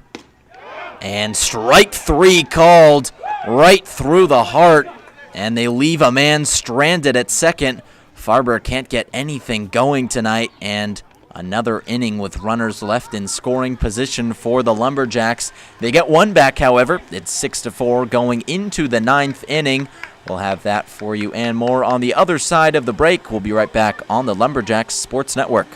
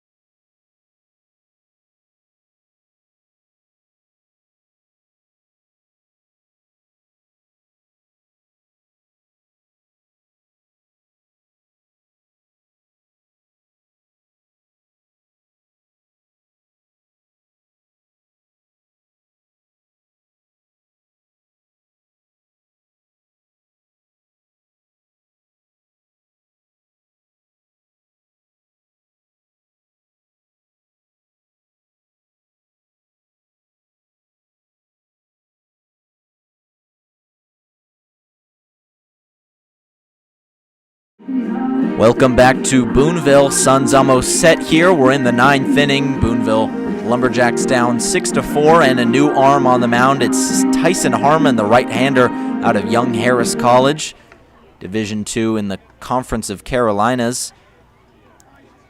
Last year had a fastball, slider, changeup, curveball pitcher. Only had 2 1/3 innings pitched, 11.75 ERA. 1 hit, 3 earned runs allowed. So not a big sample size to go off of, but hopeful to improve on those numbers down here in Boonville. Yeah, that's why Coach Christian Griffin brought him into the team. Is, he throws gas, and I wonder if he can locate it well. I don't think that this Oneonta team will be able to hit it very well, but that's why he was brought into the team, because he throws hard, and Christian Griffin feels that he can develop him into an elite closer. So that's the role he's put in today, although not in a save situation, to make sure they don't score anymore and give the Lumberjacks a fighting chance when we head to the bottom of the 9th. Zachary Rao, the first baseman, the batter. Here's the 1-1. That one down low almost hits him in the foot. Rao walked in his first plate appearance along with 2 groundouts. Yeah, and one thing about Harmon is that he works quick. He'll get right back on the mound. He doesn't have to take any time. 15 seconds in between pitches max. This one chopped to the shortstop. Quick throw over to first, and Clarkson squeezes it in time for the out. And the first baseman set down on the 2-1 count. 1 out in the inning for Harmon. Up to bat for Oneonta, number 46. Yeah, that's exactly what they need out of him. Don't let the first guy get on base. Just do what you can to get any out possible, and that's exactly what he does right there. Negron over there at shortstop with the clean transfer. We've seen the middle infield defensively has been very good so far to start the year. That one just a little bit inside, but I don't even hate that pitch, the fastball inside on the hands, because again, we know he's minimum is 90. He sits 91, 92 really. So anything that comes in on the hands or near the head, you're going to want to back up, lose some confidence, and just makes it harder to hit mentally. Augie Maslow, the third baseman, the batter. Watches that one go for an early 1-1 count. Harmon, the sophomore, on the mound, readies and fires. That one in the dirt. Ball number 2.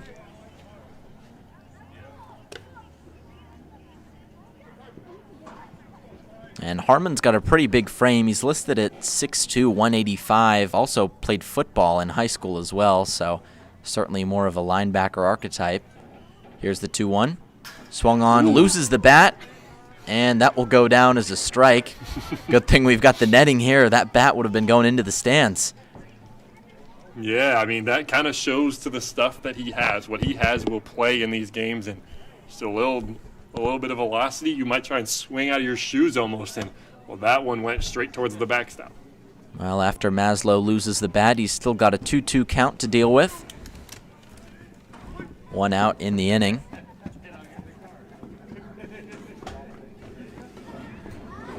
Harmon readies and fires. That one down low in the dirt, stopped by Bischoff. Count runs full. Yeah, again, just trying to avoid walks no matter the cost. See if he loses this guy. But you want to get as many quick outs as possible. Give the Lumberjacks a chance in the bottom of the inning. Maslow watches that go for a walk, so a 7-pitcher for Harmon puts his first man on this year. Yeah, now it's going to be Stephen Clark. The second baseman at the plate. Struck out in his first plate appearance, walked in the second, and flew out to right field in the third. Despite the 6-4 run differential, each team has only put up 4 hits. Outlaws have 2 errors as opposed to the Lumberjacks 1. It's been a pretty even game, but walks have been the killer for the Lumberjacks so far. They really have to limit those. Strikeouts in as the well. upcoming games. As that one too low for ball number 2. And the strikeouts too, we mentioned that the Lumberjacks have left a lot of men in scoring position. They have 10 strikeouts as a team here tonight. So certainly with those numbers, it's going to be hard to plate some runs. Harmon fires. That one down low, pickoff attempt by Bischoff is not in time. Gobbled up by the first baseman Clarkson. Kind of makes you wonder, if they would have just got out of that third inning, how different this game could look.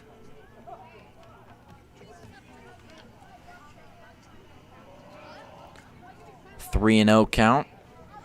Gotta wonder if they've got the green light here.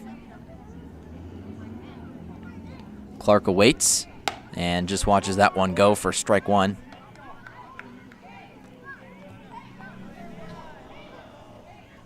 Looking 3 for a and double 1. play if possible.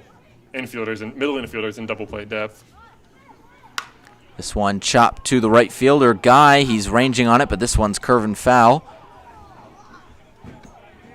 Guy all the way in the corner down there at the right field pole.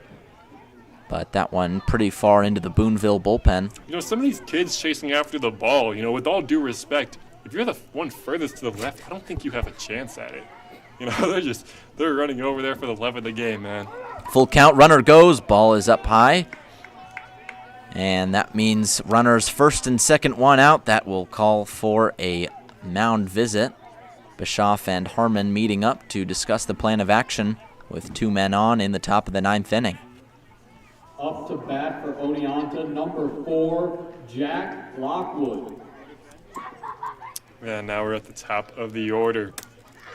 Not exactly the position that Harmon wanted to be in coming into the game, and it's only a 2-run lead. That's don't want to say only, like that's not pretty good amount of runs, but nothing impossible to come back from. But at this point, he gave up a few more and might have to call it a night. Harmon with 2 men on, facing the leadoff man. That one inside almost hits him, but he moves out of the way. It's Jack Lockwood, the right fielder. Yeah, and Christian Griffin's going to want to have a talk with him right now. Not sure I see any movement in the bullpen, but yeah, maybe you got to settle him down. Yeah, this is Christian Griffin's guy. He texted me when he brought him on that this is someone that he wanted, that he saw as a big role for the Lumberjacks, and just not quite the situation you want to be in. But we were talking about this yesterday. It's still beginning of the season. Everyone's still working out their little issues, and whether it's command, velocity, control, the breaking ball stuff, whatever it is, offensively for the Lumberjacks, it looks like they're still struggling to catch barrels, really. So early, or at least these 2 games don't dictate the season. They still have plenty of time to recover. So depends on how they treat these next 2 days and how the rest of the season goes. Harmon ready to face Lockwood. Lockwood grounded out in his first at-bat, struck out in the second, ended up reaching on a fielder's choice on his third, and this is his 5th at-bat. This one swung on and missed for strike 1.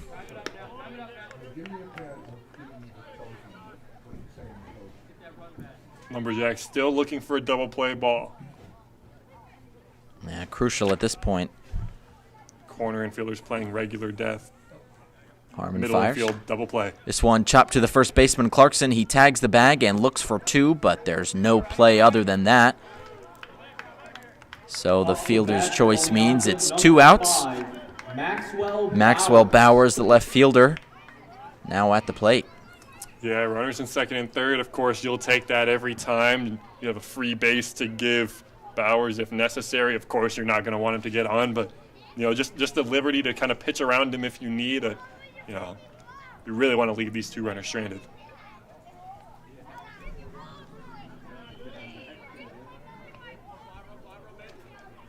Bowers, the outfielder, awaits the first pitch. Chop to the shortstop, Negron. Throw over to first is in time, and they escape the inning with no damage done. Boonville has blanked the Outlaws for 3 straight innings, only surrendering a run in 2 frames so far tonight, but still trail 2 runs going into the bottom of the 9th.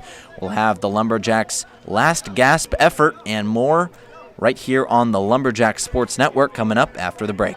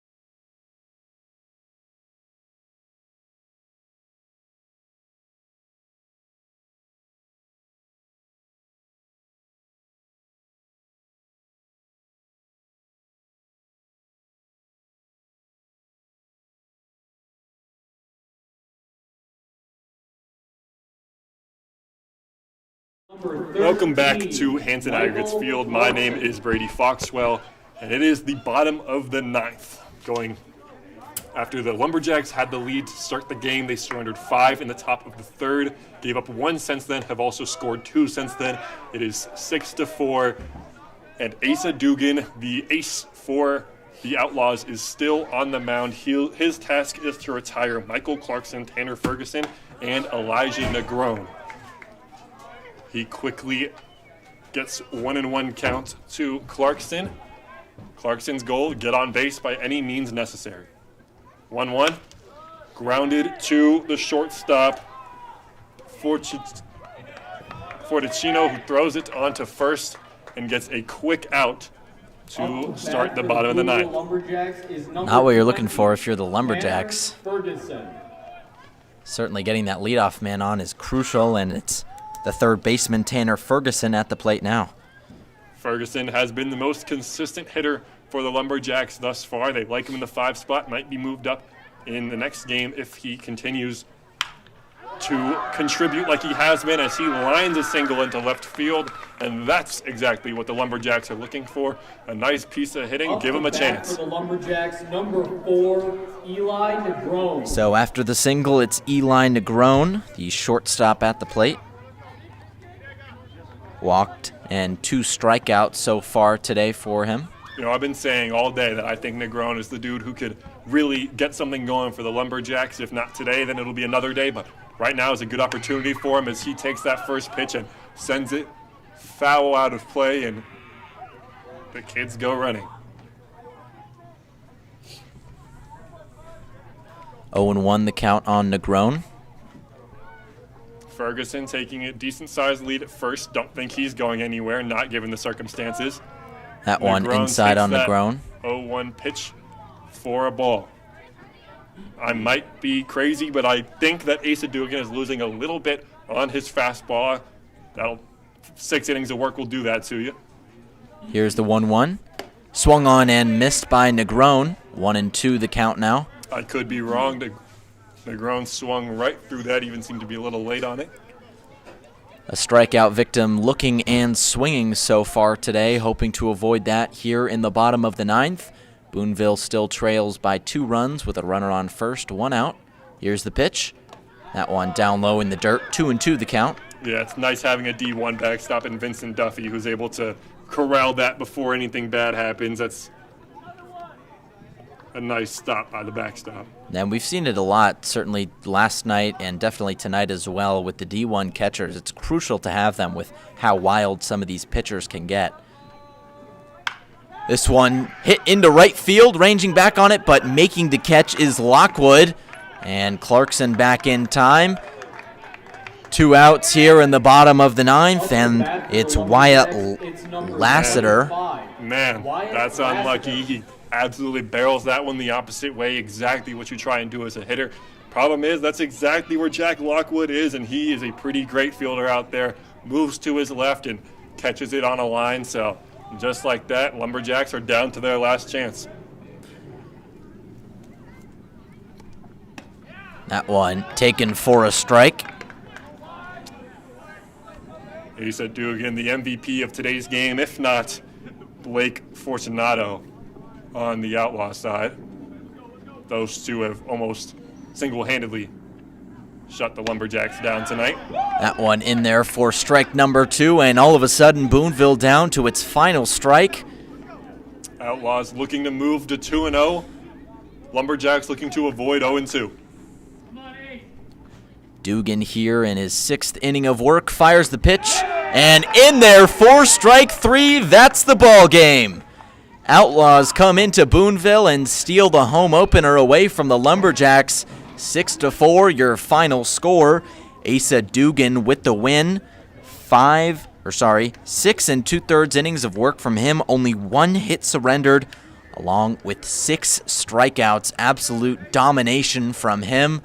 Lumberjacks just couldn't get anything going. They actually had more hits than the Outlaws in this game at 5 hits to the Outlaws 4, but all in vain. And Brady, a second day in a row loss for the Lumberjacks. Not how you want to start the season. No, I'm not sure what the issue is. I mean, we'll talk to the coach after the game, get his thoughts, but I think that'll be a more private matter. Just, you know, I guess it is a better loss than yesterday. They lost 8-13 yesterday. Today, 4-6. The Bats just really couldn't get going at all, and that is the issue. They scored 8 runs yesterday, and I don't want to see anything bad about an 8-run offensive performance. There's no issues in that.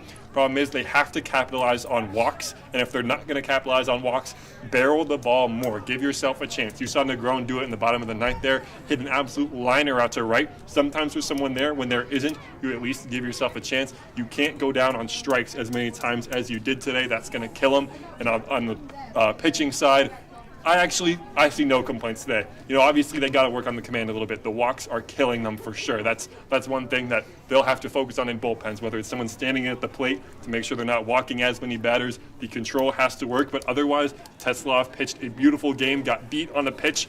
That pitch happened to be a grand slam, and that was what killed the Lumberjacks today. But no reason to hang your heads. It's day 2 of a pretty long season, so they'll get back on track, take the 2 days of rest, do whatever you need to do. You know, maybe go to the lake, clear your head, but be ready to come back June 2nd and try and get back in the win column. Well, the final number that sticks out for me, 12 team strikeouts for the Lumberjacks. That's the one that's really going to be a killer.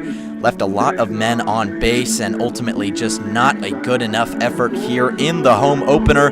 6-4 your final score. The Lumberjacks have Sunday and Monday off before another game on Tuesday. Hopefully we'll have you covered for that one as well. Thank you for sticking with us here on the Lumberjack Sports Network. Again, 6-4 your final score. Asa Dugan, the winning pitcher for the Outlaws, and the losing pitcher, the starter, Jonathan Tetzlaff, for the Lumberjacks. Thank you so much for sticking with us. I'm Evan Simbita signing off for Brady Foxwell. We hope you have a great rest of your night, and go Lumberjacks.